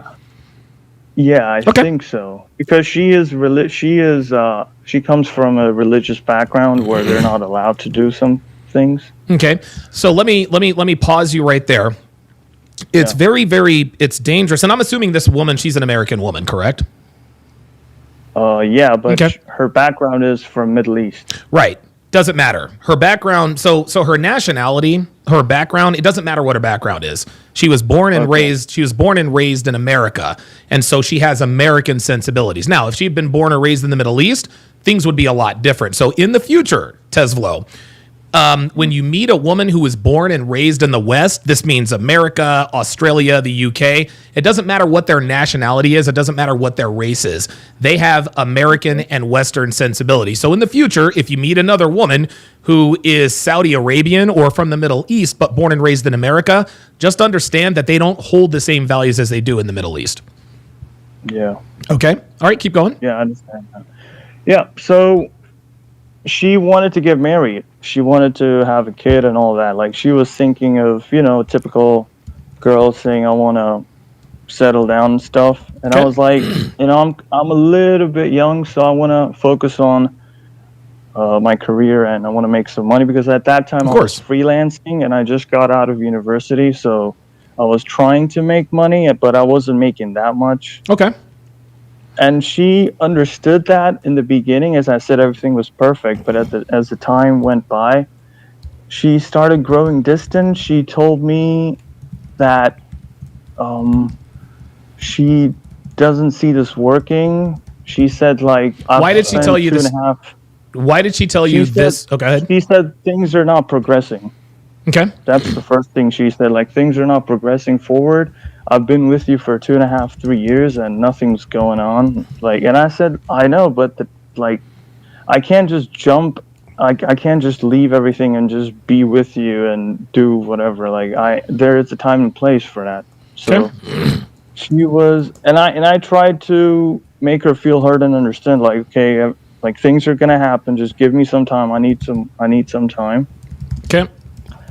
I don't know if that was the reason, but that's what she told me. And after that, she complained, like, I met you when I was 20 or 21. Okay. And it's been so long, and we're still here. My friend, she has this friend that is sort of a bad influence, I would say, because she was to tell me, oh, my friend has this guy, and he has this good job in this good company and all that. I'm like, okay. And how old are you now? How old are you? How old were you? How old were the two of you when you guys first met? I was 20. And she was? She was 19. Yeah. Okay, so 2019, and this was, so you're what, 23 now, and she's now 22? Yeah. Okay, all right. How did you guys meet? University. Okay, so you met her in college. Okay, very good. So you guys, you guys met face to face? Things kind of hit it off. Yeah, I met her face to face. I took her Snapchat, and we started talking, and then we went on dates. And she was like all over me. She was, in the beginning, it was, and you won't believe me, I never did anything for her. I never bought her a rose. I never bought her any gifts. She would give me gifts all the time. I believe you. Okay, so we've got someone in the pull-up line. All right. Okay, Gabe, where are you calling me from today, Gabe? Hey, Donovan, it's Gabe again in SoCal. Hey, Gabe in SoCal. How you doing, man? Yeah, we talked a couple times. No, I remember. As a matter of fact, if I'm not mistaken, weren't you the guy, if I'm not mistaken, and please correct me if I'm wrong, you called me, I think you said you were from the Bay Area, and there was this one girl who was kind of flirty with you at school, and you asked her to lunch or something like that. Am I on the right track there? A little bit. Okay, all right, yeah. so give me an update. What's going on with you? Yeah, okay, so I have a deja vu situationship again. So, honestly, Donovan, I have to learn lessons the hard way. You were honestly right when you were giving me tough love in the past. Yeah, of course. Because I basically ended up. So right before last Halloween, I was wearing a fancy top hat at school, and this separate girl, not the same one from before. Okay. That I knew long before I met that other girl, that I really have the hots for. Mm-hmm. Walked up on me. Mind you, she always was acting flirty towards me too. Okay. And she basically was telling me, "Oh, hi there, Gabe. I like your top hat and all that stuff." And I made the mistake of saying, "You want to try it on?" And she's like, "Yeah, sure." And then that wasn't a mistake. She basically, well, no, it wasn't. But she pulled out her phone and wanted to take a selfie, and I kind of tried to put the no test on her. Okay. And I basically said, "Don't take a selfie with my hat." And she basically started crashing out on me. Yeah. And started yelling and screaming at me in public, mind you. Mm-hmm. Wow, like a 2-year-old. And I'm surprised that I basically didn't, I didn't lash out back at her like I wanted to. And I basically sat there in my crappy fake Blues Brothers sunglasses with a smile on my face. I'm more nervous now telling the story than I was in the moment, honestly. I smiled at her and I said, "Maybe next time." And I basically felt like I learned a hard lesson right then and there that, you know what, me sitting here freaking like getting sprung on all these chicks at school honestly has been a big waste of time.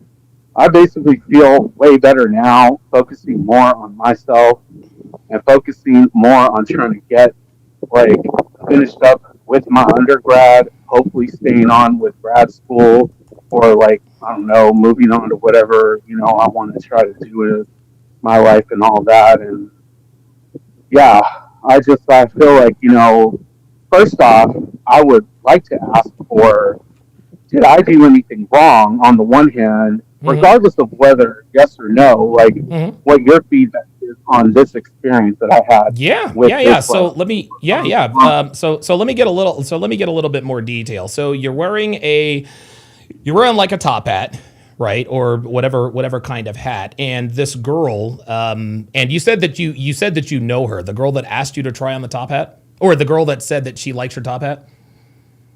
Yeah. Okay. So you know her, but yeah, sorry. Yeah. No, that's okay. So like you knew of her, you guys, it's not like you guys were strangers. No. Okay. Right. Okay. So she sees you with the hat. She says, "I like your hat." You asked her, "Would you like to try it on?" Yeah. Okay. She obviously said yes, and then she wanted to take a selfie with the top hat on, correct? Yeah. Okay. Now, why did you tell her don't take a selfie with the top hat on? Honestly, I thought she was going to make a fool out of me with all her other hot, like, homegirls. How would she do that by taking a selfie with your top hat on? I thought in the moment, and maybe looking back on it, maybe I could have said things maybe a little bit differently. I don't regret saying no, but I kind of thought that maybe she'd have some like little like private little group chat, like saying, "Oh yeah, this hat came from that bastard Gabe." I'm making a joke about Austin Powers, one of my favorite movies. Gotcha. Yeah, that's kind of what I thought was going to happen, and I also thought in myself like, I don't want to be like all those like little nerdy like guys you see in all those stupid like college, high school movies. Little Jimmy thinks that the hottest girl, Stacy, likes him because she said hi to him one day, or she asked him to carry her books to class, or any of that stuff. Sure. I mean, I doubt Gen Zers even know what a book is because I go to school with them. Yeah, well, see, here's the thing. So here, your first mistake was making an assumption. You made an assumption that she was trying to make a fool out of you. Whether she was or not, that doesn't really matter. All she wanted to do was take a selfie with your top hat on. The second thing is if you ask a girl to try something on, you have to understand that she is going to want to take a picture of her in that hat as proof that she has the hat on. I don't think her asking to take a picture with the top hat on, I don't think it had anything to do with you. She saw a dude with a cool hat. She said, "Hey, nice hat." You did exactly what she thought you would do. "Hey, you want to try it on?" She said, "Yeah, of course I want to try it on." That's why she said something. Then, of course, when she wants to take a selfie, you're like, "Hey, don't take a selfie with my hat on." At that point, Gabe, that's when you messed it up. She crashed out. The reason she crashed out is because she simply wanted to take a picture of herself with her hat on. Now, had she wanted to take a picture if she wanted to take a picture with her hat on with you in the picture, that would have been a different story. And my guess is that that's probably why you told her no. "Well, listen, if you're going to try on my hat and you want to take a picture of yourself with my hat on, I need to be in the picture." But she didn't owe you anything. You asked her, "Hey, would you like to try it on?" She said, "Yeah, sure." We're in 2026, man. She saw a hat that she doesn't have access to. She wanted to take a picture with the hat on. You probably just should have told her yes. And the reason why she crashed out is because what she requested was no skin off your back. Hey, the girl wanted to try on your hat. Let her take a selfie. You take the hat back. It is what it is. So I think at that point, I think you probably were just a little bit too serious. You were just too serious with her. I think she just wanted to try the hat on, and I think she just wanted to take a picture of herself in a hat that she normally doesn't see. I think that's what it is. I don't think she wanted to make a fool out of you at all. I appreciate that, and I do respect that opinion. I've heard like different opinions that say, "Oh no, you didn't do nothing wrong. She was the one wrong." But at the end of the day, look, I mean, I think that experience honestly did something really, if anything, good. Honestly, for me, because I could sit here and I could talk crap about this girl all day, every day. Honestly, because I just told myself, you know what? I just need to focus more on myself anyway. I just I just thought to myself, like, if she acts like that in public, what is she like in private? Like, or anything No, like that. but Gabe, what you have to understand. hey, hey, Listen. You're right. If she acts like that in public, what's she gonna act like in private? That doesn't matter. You know what I mean? Just you had it right. Listen. Just continue to focus on yourself. Let me ask you this, because I asked you this the last time we were on the call. I said the reason why these girls ain't trying to holler at you is because right now you're a fat ass. And you and I agreed, if I'm not mistaken, that you were going to get your fat ass in the gym, okay?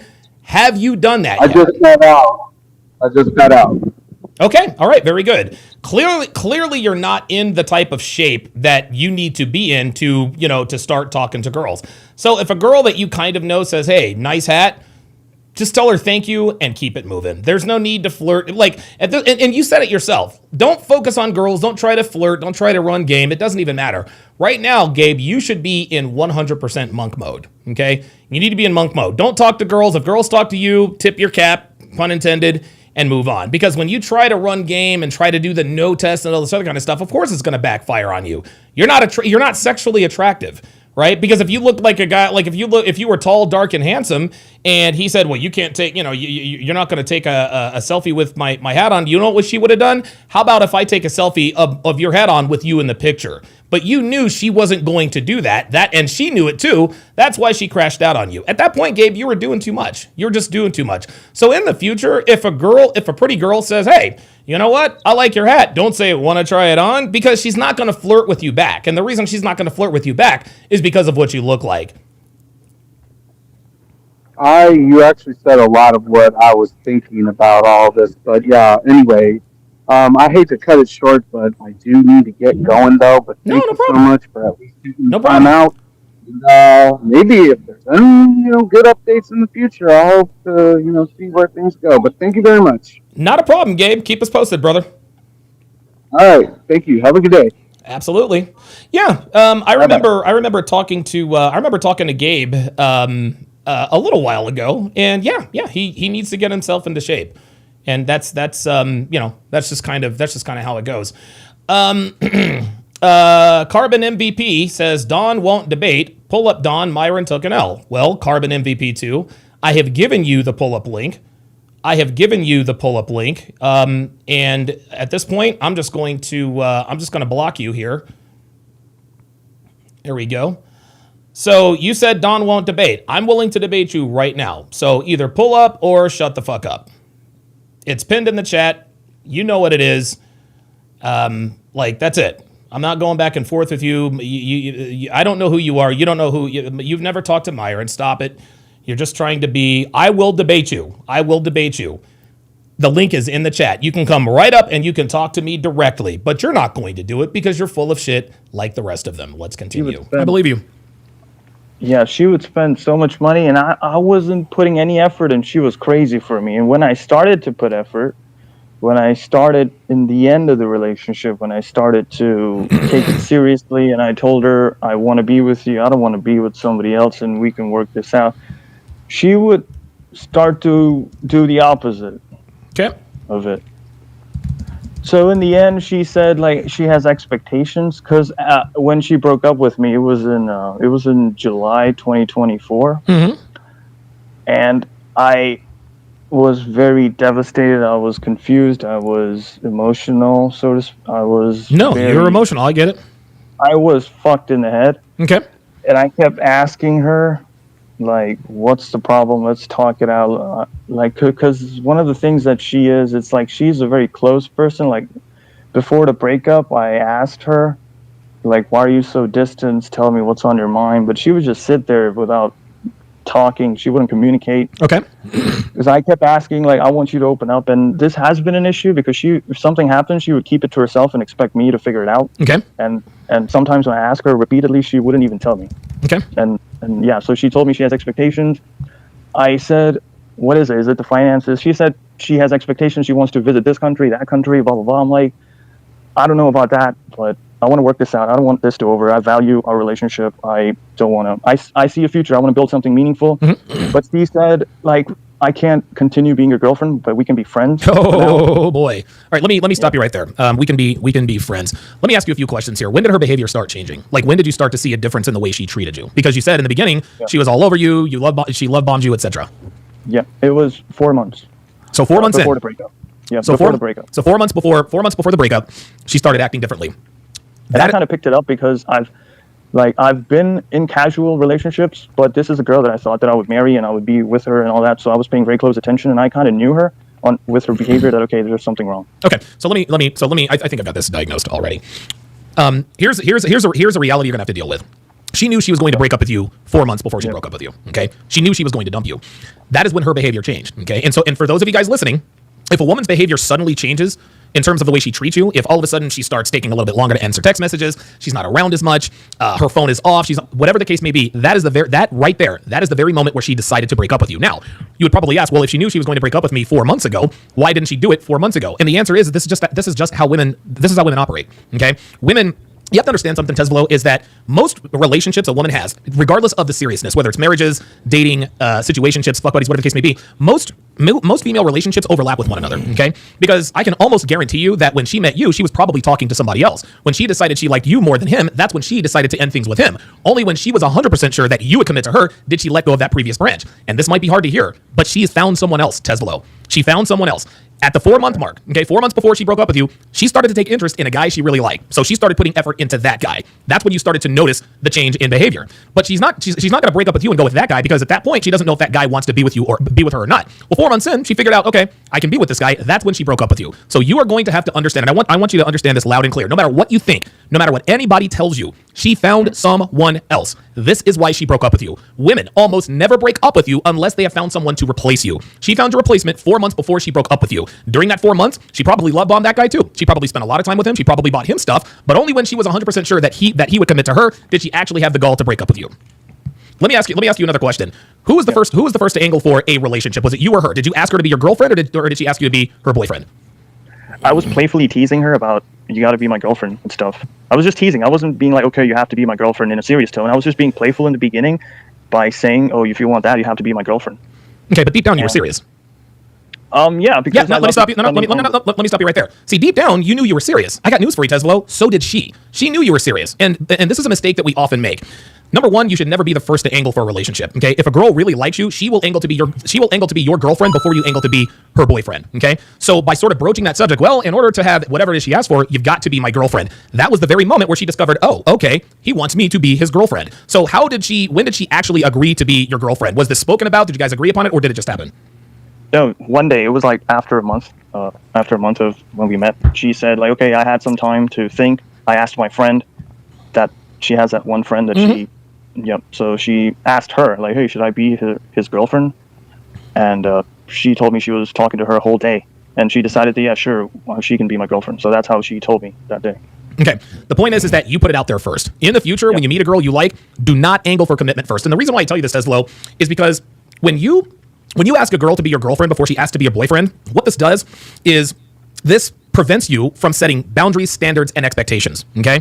When you angle for commitment first with a girl, you are directly telling her that she has fulfilled all of the requirements necessary to secure your commitment. You understand what I mean? And when that happens, you can't set boundaries, standards, and expectations. Let's talk a little bit about her habits, okay? Does your ex-girlfriend have social media? Yeah. Okay. Which social media? Does she have Instagram, Snapchat? What does she have? She started using Snapchat because of me. I mean, that's what she told me. She told me she doesn't use Snap. She installed it just tell me what social media she has. Snapchat, Instagram, Discord. Okay. Yeah, that's it. Okay. WhatsApp. Okay. Does she go out? Does she go out with her friends? Does she go to parties? Does she drink? Does she go to the club? No. What does she do? No. Okay. Does she travel? Nope. Okay. So she doesn't travel. So, pardon me. So she doesn't travel. She doesn't go out. So so the whole time she was with you, she never went out. What does she do when she's not physically with you? She likes going out with her friend, which is a girl that I told you that she is best friends with her. And what do they do? Where do they go when they go out? they usually go for a coffee. Let me stop you right there, Teslo. Yeah, let me stop you right there, Teslo. Your girlfriend was not going and having coffee with her friend. Okay, I'm sure she did every once in a while. Okay, but when girls are friends, they don't. Let's hang out and go have coffee every day. No. And listen, I don't know what they did, but whatever they did introduced her to other guys. Okay, so she doesn't travel. She doesn't travel. She has social media. She does have social media, and she goes out with her friend. Tell me about her friend. What? So you say that her friend is a bad influence. Why do you think her friend is a bad influence? Her friend is super, like, she's not feminine, but she likes to fool around with guys. Mm-hmm. And a lot of characteristic that she has, she got it from her. Mm-hmm. Even, I would say that. And her friend, she doesn't like me, basically, because... I don't know, but me and her just don't go well. Okay. All right. Okay. Now, why is it that you want her back? Because your first message was, Donovan, you got to tell me how to get my ex-girlfriend back. You said she dumped you back in July, correct? July of 2024? Yeah. Okay. Yeah. So we got July, August, September, October, November, December, January, February, March. Teslo, it has been 9 months. It has been 9 months since she broke up with you. And again, I'm not trying to make fun of you here, but I want you to tell me why you want her back. How does she benefit your life? Is she an asset, a liability? I don't want to get too far in the weeds, but just tell me, why do you want her back? So I've tried dating after the breakup. I mean, for the first 2 months, I was pretty fucked up. I wasn't. Sure. And that's natural. Listen, that's natural. When you're with, and again, I've been through this plenty of times. It's hard for me to eat after a breakup, right? Like you can't eat. All you can do is drink. Yeah, feels like everything's empty. You don't have any purpose. You're like, what's going to happen? Like you're not going to make it in life either, because it's just one of the worst things you can go through. And on top of it, what was happening is after the breakup, she said she wants to be friends, and I knew that being friends with a girl is just not going to work. Sure. So I kept telling her no, but I was still chit-chatting over the phone. So she kept calling me. Okay. I didn't initiate contact with her except 1 or 2 times. Okay. But she kept calling me, and it was a pattern where she would disappear. She would call out of the blue after 1 or 2 weeks, crying. Yep. Are you okay? Let me stop you right there. The only reason she called you is because she got lonely or her guy wasn't paying attention. So she would go 1 or 2 weeks and then call you crying. You want to know why she's calling you crying? Because the guy that she is currently fucking, maybe he cheated on her, maybe he said something to her that she didn't like. What happens is when your ex-girlfriend gives you a call out of the blue and she's crying for whatever reason, there's a 99.9% probability that whoever she is fucking or seeing on the side isn't quote unquote acting right. And because she knows that you want to get back with her, she knows that you're going to give her all the validation she needs. And I need you to understand that by talking to her, you are putting yourself in the friend zone. So again, I want you to answer me this question. Why is it that you want her back? Because I find myself very compatible with this girl. It's not like she's the most beautiful girl I've ever been with. Okay. She is average at best, but the time that I've spent with her, the type of conversations, and like basically I just like a puzzle, like when things happen. No, I understand. Yeah, so I just loved the company. I loved the way she loved me, and I've how can I say this? I have ignored the looks department, so to speak, because for me, I was like, okay, if we're compatible, if we're easygoing, if she's easygoing, easy to get along with type of girl, and I always am happy with her, then I don't want to let this go. So I've communicated to her, like, look, I don't want this to end. I want to be with you. I want to work things out. And I've begged. I was emotional. I've had tears in my eyes when I was talking to her. Of course. No, I get it. I understand. And she kept rejecting me. Okay. She said, like, no, I don't want anything to do with you. You're selfish. You're narcissistic. And I have no clue why she said those things. Those are just excuses, Teslo. Or Telzo. Those are just excuses. She said she started acting like I'm beneath her, because after the breakup, I was showing a lot of weaknesses. Mm-hmm. I wasn't acting from a place of strength. Okay. I was acting from a place of desperation and weakness, basically, because I was kind of begging and this stuff. So she started taking jabs at me. She blocked me like 3 times. She would block me, unblock me, call me, block me, unblock me, and I kind of got fed up of it, because I started looking on YouTube, like, what's the best way to get an ex back? Because I found a number of coaches. Mm-hmm. They say you got to go into no contact for a couple of months. Mm-hmm. You got to. So I started no contact, but because of my emotional state and I was all fucked up, I broke after 1 week, because she would send me a text on Instagram and unsend it so I can get the notification. Yep. So I get hopes up, like, okay, she's still interested. So I break the no contact call her. She would miss call me, and I assumed that it was a call. So I called her back, and when I called her back, she would say, I was just sleeping. It was nothing. I know. I was just like, okay, what the fuck? And that pattern is still going on. Like last month, she missed called me, and I ignored it because I got tired of, because even still in January, I was on the phone call with her for 4 to 5 hours. I told her, we can still work this out. I still want you. We can, whatever. Don't worry about the external factors. We can work through this. I don't see myself with somebody else. But she would say, no, go do this for somebody else. Like, reject it all over. And then she would miscall me again. Yep. Yeah. So let's back up to where you sought advice. Did you hire a dating coach? Like, and you don't have to say anybody's name, but what kind of advice did you hear on how to get your ex-girlfriend back? Can I say the name? Is that okay? Yeah, that's fine. So on YouTube, I've been following Corey Wayne. Mm-hmm.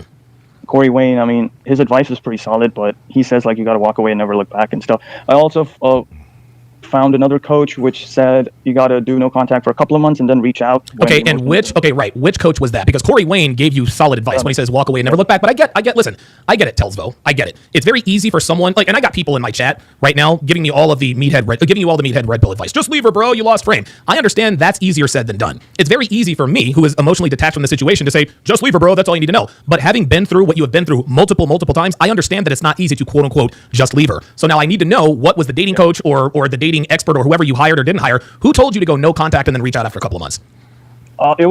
There were two of them. One of them was called Lee, Coach Lee. Okay. He said, like, if you do no contact for 3 months and you still don't hear from her, you can do like a Hail Mary and call her and see if she still has some interest left. And there's also this another guy on Instagram who told, like, every 3 months you can try one time. Oh my God. Oh, Jesus. Okay. All right. That's Benny. Okay. Listen. Telsvo, I've got this figured out. First of all, and I need you to hear me loud and clear. You are not going to want to accept this, and this is probably going to sting. Your relationship with her is over, okay? She does not feel the same way about you as she did when you guys first met. That's the first thing. Number two, whoever told you, when you look up advice, how to get my ex back, you got the information you wanted from Coach Corey Wayne. He told you to walk away and never look back. But here's what happened, and this happens to everybody. This is not a flaw of your character. This is how we are. That's not what you wanted to hear, okay? You wanted someone to give you permission to try to get her back, right? But you knew that your approach wasn't working. So the advice that you looked for was the advice that you wanted to hear. For example, when girls say, how can I find a man? How can I keep my boyfriend? How do I get a husband? Well, they go on the internet and they'll find a woman who says, well, listen, if you really want to show a guy you're serious, when you get with him, change your phone number. Don't go to bars. Don't go to clubs. Tell him you love him every day. Cook for him, blah, blah, blah, blah, blah. Well, guess what? That's not easy for women like that to hear. So what they do is they keep searching for something. They keep searching for solutions that are based on what they want to hear. So then they get all this toxic advice. Well, if you really want to, keep him on edge, if you really want to lock down a husband, you have to be a bitch, or you have to make him think that you're sleeping with other girls. Obviously, that's not the right way to get and keep a husband, because you and I both know that we would reject girls who engage in those activities. Coach Corey Wayne gave you the right advice, but because you weren't really ready to hear or follow that advice, you went and you sought out advice you went and sought out the kind of advice you wanted to hear. Okay, and this is kind of where you got lost. The answer to your question here, Telsvo, like I said before, your relationship has been over. Okay, you are never, ever, ever going to be in a relationship with this girl again. That's the first thing. Number two, the two of you cannot be friends. Okay. Number three, she knows the two of you cannot be friends. And number four, Telsvo, this woman is playing games with you. When she tells you, go and find somebody else, then she'll miscall you. All she's doing is playing head games with you. You have to understand that women love the rush of men pursuing them. Okay. And it doesn't matter what you're saying. Like, it doesn't matter. You could be the ugliest guy in the world. It doesn't matter where the attention comes from. Girls love attention. And the greatest attention they get is from their ex-boyfriends who want them back. Okay, she knows you want her back because, of course, you've told her this several times, and she is trading on this. She is using this against you to literally play mind games with you. Okay, she is getting off on making you squirm. So here's my solution, and I want you to understand this is not going to be easy to do. But I'm telling you, if you don't do this, you are going to waste an exorbitant amount of time trying to get her back. And when you find out that she's in a relationship, it's going to absolutely devastate you, crush you, and you'll be back to square one. Okay. You need to block this girl. You need to do what Corey Wayne told you to do. You need to walk away and don't come back. And listen, I get it. I know this is not easy to hear, and I know it will not be easy to do. But my friend, it's been 9 months, okay? It's been 9 months. You were with this girl for a little while. She broke up with you 4 months after she started seeing somebody else. And make no mistake, she absolutely saw somebody else, okay? So, go ahead. Yeah. Recently, when I told you I had a call with her in January, so I asked her, like, are you seeing someone? And, like, is it, like, she said no. She hasn't seen anyone since the breakup. Yeah, she's lying. She's lying. Okay. Yeah, she's because you said before that. Okay, she already found a replacement and then she dumped you, because I've had no evidence of her maybe talking, but being with any other dude. You have no evidence or new evidence? No evidence. Okay. Yeah. I understand that there is no evidence, but girls cover this stuff up better than we do.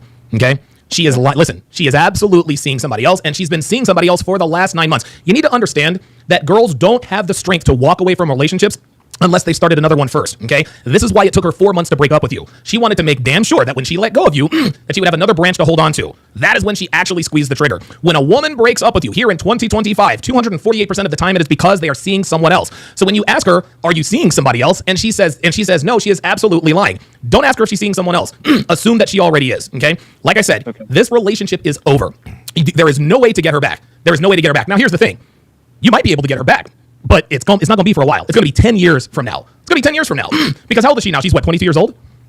Yeah, she's going to be 23. Yeah, she's about to turn 23 years old. She's in the physical prime of her life. She might reach back out to you when she's 33, right? After 2 engagements, 3 abortions, and maybe 2 baby daddies, right? So at some point, she is going to reach back out to you, but it is not going to be anytime soon. And by the time she actually does reach out to you, you'll be long gone. So what you need to do, Telsvo, and it's not going to be easy. You need to block this girl. You need to cut off all contact. And I'm not telling you to cut off all contact to make her think, no, you need to get away from her. You need to get away from her because this girl's going to end up stealing your joy. And here's another thing, Tedlow. I've counseled dozens of men who are in your same position, okay? And every once in a while, in a moment of weakness, the ex-girlfriend calls up, hey, what are you doing? They get together and they have sex. Ex-girlfriend gets pregnant, and now you're saddled with a kid, and you're not even sure if that kid is biologically yours, okay? This girl, here's the thing. The reason why you miss this girl is because you miss having sex with her. You can tell me about your connection and getting along with all you want. You don't need a connection. You need sex. And women know that we need sex. And so what she's doing is she's dangling the possibility of sex by calling you up on the phone. She knows she's never going to give it up, but she literally gets off on the fact that every time she texts you, every time she miscalls you, she has your attention, okay? And that's what she gets off on. But you need to truly block her on all apps, all WhatsApp, everything. Okay, block her on Instagram, and again, you need to forget about her. And this is the last piece of advice I'm going to give you. Do not do anything because of her. Don't do it. Don't go to the gym because of her. Don't start dating other women because of her. Don't do things and then halfway sort of put something out there hoping she'll find out about it. You want to know why? She won't care, number one. Number two, when she hears something about you, she will know that you wanted her to know about it. And if she knows that you wanted her to know about it, she knows that she still has control over you. This is not going to be easy, but you really and truly do need to walk away, because here's something I can absolutely guarantee you. If you don't walk away, something bad could really, really happen. And I am deadly serious. Okay. But I had one or two questions, if you don't mind. Yeah, sure. Yeah. What was the reason? Like, why would she come to a point where she has to end the relationship? Like, is there anything that I can improve on based on that? No. She didn't leave the relationship because of you. She left the relationship because she found someone that she thinks is better than you. That's it. Period. And again, and keep this in mind.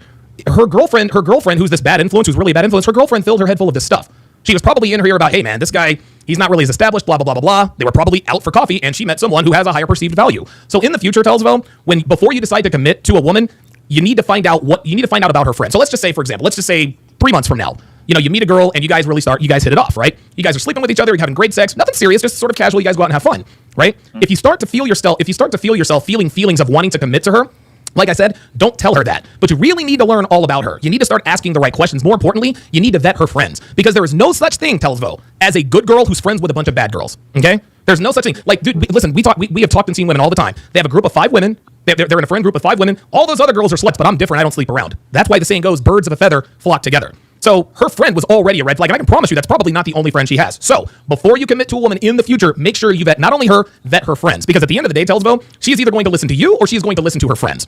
What's your next question? Or unless you had anything else to add. So I've been stuck in this loop ever since July. I'm not able to move forward in life. I hear you. I keep hanging on to the idea that, okay, if I do this, if I do that, I'll be able to work things out with her. Mm-hmm. And nothing has worked so far, but I'm still from the inside, I still want to reestablish that connection. I hear you. And I don't know why, because I've been in relationships before. Mm-hmm. It's not like I care this much to a degree where I've kept my life on hold for 8-9 months. Yeah, no, I agree. For some reason, I'm not able to move forward because of her. And I understand you can say, like, okay, she's miscalling you, she's giving you hints, that's keeping you on the hook. That could be a factor, but it feels, I'm not sure, like, why I'm not able to move forward. Okay, let me clue you in on something. Listen, I get that you're not able to move forward yet, but it doesn't matter why. Because even if you figure out why you're not able to move forward, that does not negate the fact that you can't move forward. Even if I were to snap my fingers and you would know instantly why you're not able to move forward, that does not change the fact that you do, in fact, need to move forward. In your mind, you're thinking, if I can just figure out why I can't move forward, that will give me the answers to the test. Telsvo, it doesn't matter why you can't move forward. It matters that you can't move forward. But let me paint you a really good scenario. Let me ask you something here. Let's just say, for the sake of argument, tonight, after we get off this call, your ex-girlfriend gives you a call, right? And she says, you know what? Listen, I love you. I want to get back with you. I want to pick up right where we left off. I want to continue with the future plans, right? She comes over and you guys make up and everything. Think of what are the first 3 questions? Think of just 3 questions you'll ask her if you guys get back together. What's the first question that comes to mind that you would want to know from her? Have you been with somebody else? There you go. And what do you think she is going to tell you? Well, she said no. Okay, no. I know. And I know she said no. But if she's in front of you, and again, that's your instinct. Have you been with anyone else? And when you say, have you been with anyone else, what you're asking is, have you had sex with anyone else? Am I right? Yep. Okay, yep. Right. What do you think she is going to tell you when you ask her that? I would. No. It is a yes or no. You said you would hope that she said no. Now, why would you hope that she said no? Because I wouldn't be with her if she'd done something. I don't know. No, you're right. You wouldn't be with her if you found out that she had sex with someone else. Yeah, is it fair to say that she probably knows that too? Is it fair? Hang on a second. I'm gonna rewind this because this right here, I'm gonna rewind it and I'm gonna slow it down to the normal speed. Because this is really where this thing sort of took a turn. Just watch. Because I wouldn't be with her if she... Questions? Think of just 3 of argument. Let's just say, tonight, after we get off this call, your ex-girlfriend gives you a call, right? And she says, you know what? Listen, I love you. I want to get back with you. I want to pick up right where we left off. I want to continue with the future plans, right? Yeah. She comes over and she, you guys make up and everything. Think of the first, what are the first 3 questions? Think of just 3 questions you'll ask her if you guys get back together. What's the first question that comes to mind that you would want to know from her? Have you been with somebody else There after? you go. And what do you think she is going to tell you? Well, she said no. Okay, the no. last time. I know.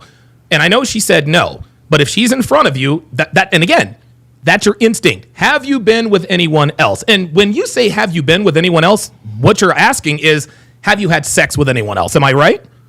Yeah. Okay, Yeah. right. What do you think she is going to tell you when you ask her that? I would. No. It is a yes or say you said you would hope that she said no. Now, why would you hope that she said no? Because I wouldn't be with her if she'd done something. I don't know. No. You're right. You wouldn't be with her if you found out that she had sex with someone else. Yeah. Is it probably, yeah. right, is it fair to say that she probably knows that too? Is it fair to say that she knows that if you ask her, have you had sex with anyone since we broke up? Is it fair to say that she knows if she answers truthfully, which is yes, is it fair to say she probably knows that that's what would happen? Yeah. Okay, so now we have to be logical about this. If she really and truly wants to get back with you, why would she tell you the thing that would make you want to break up with her if you actually asked her that, right? So now we have to ask the question, is your ex-girlfriend more motivated to tell you the truth or more motivated to lie to you? The second one. Right, she is more motivated to lie to you. But let's just say for the sake of argument, she lies. She says, no, I haven't had sex with anyone else. Are you going to believe her? Not fully. No, it's either yes or no. You can't be a little bit pregnant. You either believe her or you don't. Right? No. Okay. I don't think I would believe Of her. course you wouldn't believe her. You just told me that if you found out that she had sex with someone else, that you would not want to be with her. We also agreed that if she were to call you tonight and say she wanted to reconcile, if she came over to your place, the first question that came to your mind, you didn't even think about it, tell us, well, have you been with anyone else, right?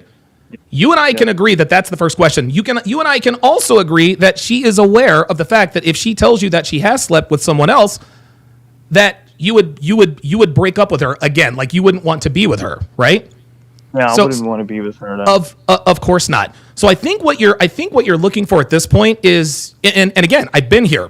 You want her to lie to you, and you want her to believe it. And the reason why you want her to lie to you is because you don't want to have a real reason to not be with her. You want her to lie to you. You want her to. There's a song called "Tell Me Lies, Tell Me Sweet Little Lies," right? I've been with girls before. I've been with girls who have told me, no, there's nobody else. And I know that they're lying to me, right? But it makes me feel good in the moment because I really can't prove whether she was with someone or not, right?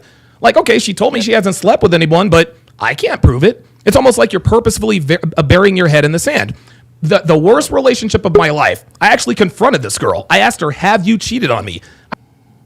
We've got Alone Again. Alone Again is in the pull-up. Alone Again, where are you calling me from today, man? Can you hear me, Donovan? I can hear you loud and clear. Where are you calling me from? New York City, the Big Apple. Oh, good stuff, man. What's on your mind, brother? This is not really a relationship topic, but I wanted your thoughts on like the ongoing battle between the single black mom and the black son. Like, what's that going on there? What's the turmoil about? What's the negative energy about? Because I think I heard one of your TSRs like from a while back when you were telling the story about your mom like forcing you guys to sell papers. Yes. Oh yeah. Yeah. And I just wanted to know what's their gripe? Why do they like have internalized hate for their sons? It's not that they have internalized hate for their sons. It's just that black mothers in particular, they think they own their children, right? This is why, and stay with me here because I'm going to go in another direction, but I promise you I am going to come back. Black women, black people, black women have more abortions statistically and number wise than any other race. And the big argument to justify abortions is my body, my choice. But what they fail to realize is that the body that's in their body is not their body. Listen, as far as I'm concerned, women can do whatever they want to with their bodies. But when you make the unilateral decision to end the life of someone before they're born without consent, that's a bad thing. So, and the reason why is because they think they own their children. Is there no surprise that it's black mothers, potential black mothers, who abort their children at a higher rate than other races because they think they own their children? Well, if you actually do make it to term, they think they own you, not number one. Number two, they think that you owe them for having given birth to you. And when you don't acquiesce to what they want to do, like if you're not just going to do what they tell you to do, that's when the hate comes. That's when the fighting starts. Okay. So you think the power of abortion makes them power trip? No, I don't think it doesn't make them power trip. The reason I gave you that particular example is to answer your question. Black women think they own their children. That's the overarching point. Black women think they own their children. Let me ask you something. Have you ever owned a pet? Have you ever owned a dog before? Yeah. Okay, right. So you've owned a dog before, right? And what's the most frustrating thing about a dog? They won't do what we tell them to do, right? If I tell my dog Fernando to sit and he doesn't sit, yes, I'm going to be upset. If my dog Fernando pees on the carpet, bad dog, don't pee on the carpet. I get upset with Fernando when he doesn't do what I tell him to do because I own that dog. Okay. You understand what I'm saying? And so black mothers have that same mentality when it comes to their children. They don't think of their children as their children. They think of their children as pets or sometimes even inanimate objects, that were born to do their bidding. I carried you for 9 months. You owe me. And so when guys like me figure out, wait a minute, I didn't ask to be born, bitch. I don't owe you shit. Black mothers look at that as an affront on their overall authority. You owe me. Why aren't you doing what I asked you to do? Why won't you help me? Blah, blah, blah, blah, blah. Why aren't you doing what I want you to do? That's what causes the animus between black mothers and black sons, because black mothers act like they own their black sons, and when their black sons figure out, you don't fucking own me, that's what causes that animus. Okay, all right. You cleared that up a lot for me. Yeah, absolutely. Any other questions? Another one more like red pill based. Sure. What do you think about Clav? Cause me personally, I think like he's a good looking dude. He's really intelligent. But I don't think I think as far as like age and looks goes, I don't think he should be like teaching courses on this thing. Yeah. I don't really know too much about Clavicular. That's probably a better question for Myron. From what I understand, he stands on a square. Myron, I think, is good friends with him now. But yeah, listen, man, a lot of, and I understand, when someone he's like baby Clark Kent. So it's like listening to advice from him. It's like it's futile to me. Yeah. Listen, and I don't know how old he is. He's clearly very young. Clearly, he does not resonate with you. But at the end of the day, Alone Again, I can't tell him, hey, Mr. Clavicular, you're not old enough to be in this community. Like I told the other caller, or like the other commenter, the manosphere it's decentralized, right? There's nobody really in charge.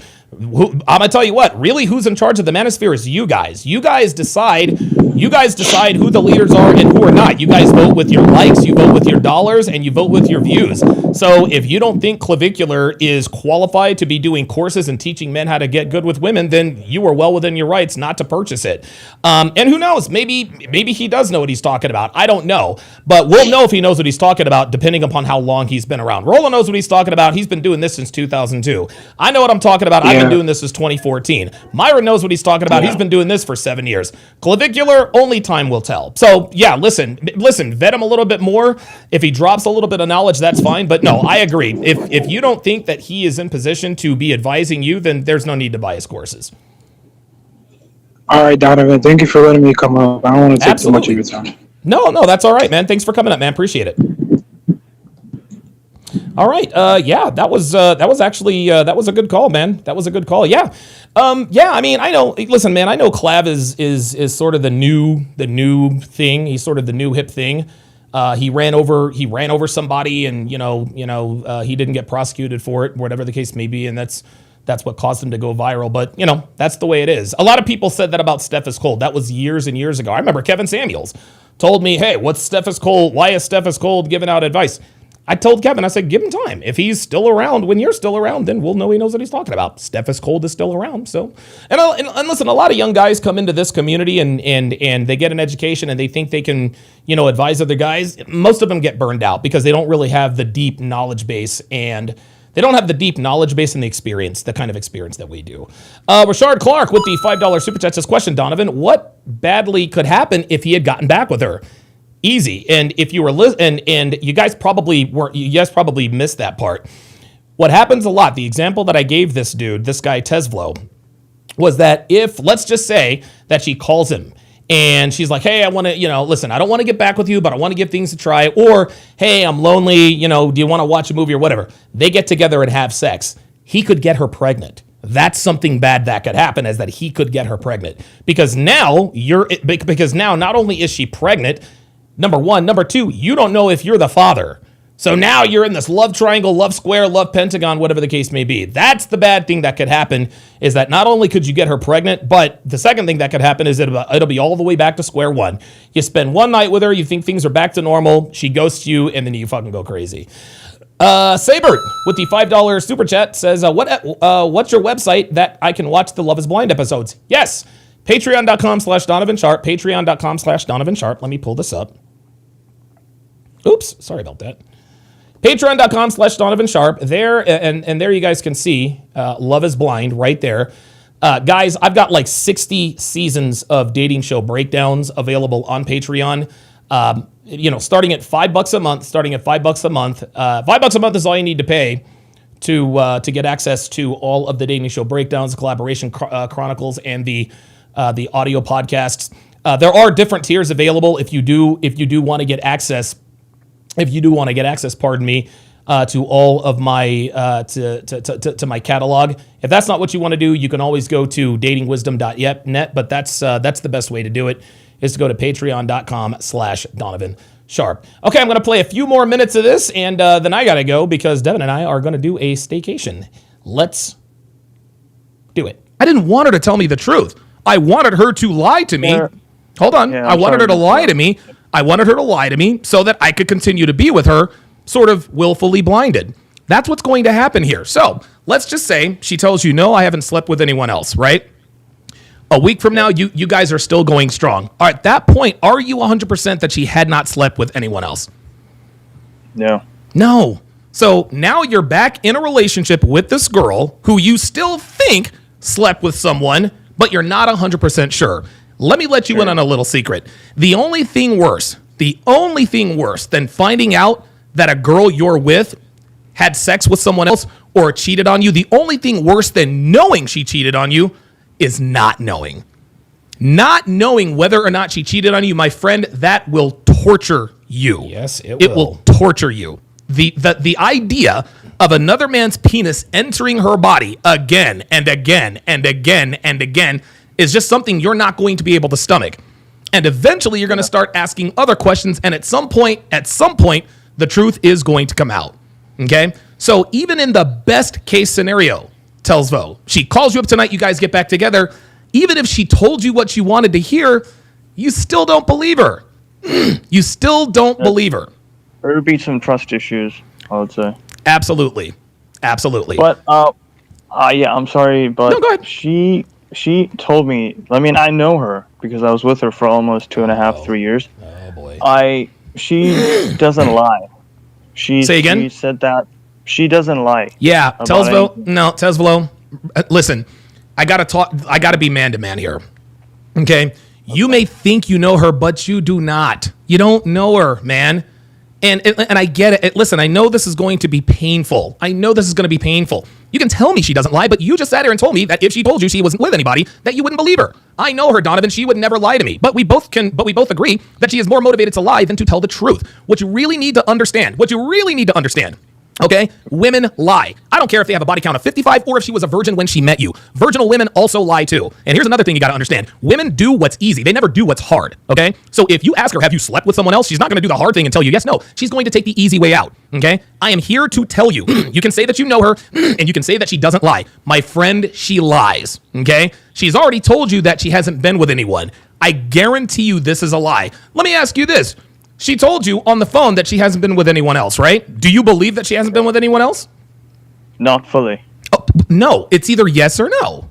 Do you believe that she's telling? Okay, so you already believe she's lying to you. And if you think she's lying to you, my friend, this is over with. That's the reason why I asked her in January, like, have you been with someone? Like, are you seeing somebody else? Is that why you don't want to work things out? She said, no, I haven't been with anyone. Yes, she is lying. No, listen, she is lying to you. She's lying to you. You need to get that. And again, don't take it personally. It's not like she's lying to you to be malicious or to be vindictive. No, the reason she's lying to you is because deep down, even though she doesn't love you like she used to, she doesn't want to hurt your feelings. Okay? Number one. Number two, she knows that if she tells you that she has been sleeping with someone, all that free attention she's been getting for the last 9 months goes right out the door. Okay? She knows that she has to keep on this facade of being a good girl. That's the only reason why you want to get back with her. The only reason why you want to get back with her, Telsvo, is because you are hanging on to that little sliver of hope that she might, beyond all reasonable doubt, beyond all hope, she might be telling you the truth about the fact that she isn't sleeping with someone. But we all know she was. Even you told me I don't fully believe her. I don't fully believe her. There were signs of her, like after a breakup, after 2 months, she would all of a sudden call me in the middle of the night saying, can we work this out? Like, yes. Do you want to know what happened? Do you want to know what happened? You want to know what happened? When your ex-girlfriend calls you all of a sudden in the middle of the night and says, can we work this out? That means there's trouble in paradise. That means her new relationship isn't doing what she wanted it to do. See, now she needs you as a safety blanket. She doesn't have a safety blanket with this new guy, okay? You were that guy's safety blanket. So when she calls you in the middle of the night, hey, can we work this out? It's not because she just woke up in the middle of the night and said, you know what? I think I want to call Telsvo and let him know that I want to work things out. She probably called you to work things out because the guy that she's sleeping with probably cheated on her. There you go. That's why she called you. Anytime she calls you in the middle of the night is because there's trouble in paradise, my friend. And after 3 days, she would disappear. There you go. And you want to know why after 3 days she would disappear? Is because while you're trying to reconcile things with her, she's also reconciling things with the other guy. You want to know why she disappears? Is because she's reconciled the things with the other guy. And then 2 weeks later, in the middle of the night, out of the blue, she's going to give you a call again and say, let's work things out. Let me ask you a question here, Telsvo. How many times has she called you in the middle of the night and told you she wanted to work things out? One time. That's it. Yeah, there you go. One time. She would call me, give me excuses like, oh, I had a dream about you, like stupid excuses to call me, I was like, okay, I'll start to, entertain, start to reattract her and stuff like that, because that's what I learned from Corey Wayne and all the coaches, that somewhere along the line you fucked up. You weren't acting as masculine as you're supposed to be. Stop right there. Stop right there. I'm here to tell you, any dating coach that does not tell you to completely walk away from a woman who has broken up with you is a fraud. Okay? That is a fraud. This is fraudulent information. Okay? Any dating coach, if somebody were to call a dating coach and say, my girlfriend broke up with me, how do I get her back? Any dating coach that gives you even a sliver of hope that it is possible to get your girlfriend back, that's not a dating coach. That is someone who wants your money. Because if they tell you, and think about this, they're financially incentivized to tell you that you can get her back. You want to know why? Because you'll buy one more consultation. You'll continue to talk to them. You'll buy another book, another course, how to get my girlfriend back, steps 1, 2, and 3. Okay? Telling men like yourself you need to walk away from relationships, that is not as profitable as telling men that there is a chance that you could get your girlfriend back. Okay? You and I have been on this call now for 46 minutes. For 46 minutes. I'm not Yes, I've been talking to you for 46 minutes. Okay? You saw I charged $225 for a half an hour. All right? That's gone up, by the way. Half of 225, I'm not a mathematician, that's what, $112.50. Okay? So I'm giving you $337.50 worth of advice, and I'm telling you, walk away, my friend. It's not profitable for me to do that. If I were really trying to help you out, I would be giving you the advice that I'm giving you right now. But any dating coach that tells you that it is possible to get an ex-girlfriend back is not a real dating coach, my friend. Coach Corey Wayne gave you that golden advice in the beginning, but like most of us, we didn't want to hear that because you probably weren't ready to hear that. But Telsvo, it's been 9 months, okay? And you might not think you're ready to hear this advice, but trust me, you gotta be. You gotta be. This woman is playing you. She is 100% playing you. The only reason why she reaches out to you is to get free attention. That's it. That's it. She wants to know that there is... Go ahead. Yeah, I kind of figured that out because I thought that she had genuine interest, but no, she was just looking for validation. There it is. Attention. Yeah. And don't get me wrong. Please don't get me wrong. I know. And listen, I want you to understand. I have been where you are.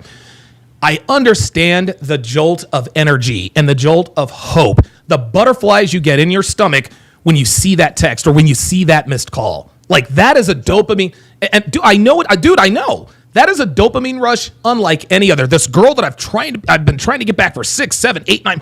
There's a text message. That can become very, very addictive. But I'm telling you right now, you absolutely need to walk away from this girl because if you don't, it's going to get very, very bad very quickly. All right, guys, I'm going to leave it there. My thanks to all of my super chatters. Hang on a second. I like to shout out my super chatters. Wait a minute. Where did it go? It usually tells me who the super chatters are. Damn, man, that sucks. Okay, well, listen. My thanks to all of my super chatters. Let's see. Derek the Trader, I appreciate that. Saber89, Rashad Clark, appreciate that. Dr. B84, I greatly appreciate all of you. I can't really go up further than that, but yeah, what I'm going to do now is I'm going to jump in the shower because President's Day is tomorrow. So Devin and I, we're going to go out. And we're going to take advantage of the deals. We like to take staycations. You know, we'd like to do a little bit of gambling, a little bit, little night out on the town, get a little bit silly. So that's what we are going to do now. But I will be back on the air tomorrow, same bat time, same bat channel. And then, of course, we've got Love is Blind on Wednesday. Also, starting tomorrow, after the show, I'm going to start breaking down Pop the Balloon or Find Love. So thank you guys all very much for spending your Sunday afternoon with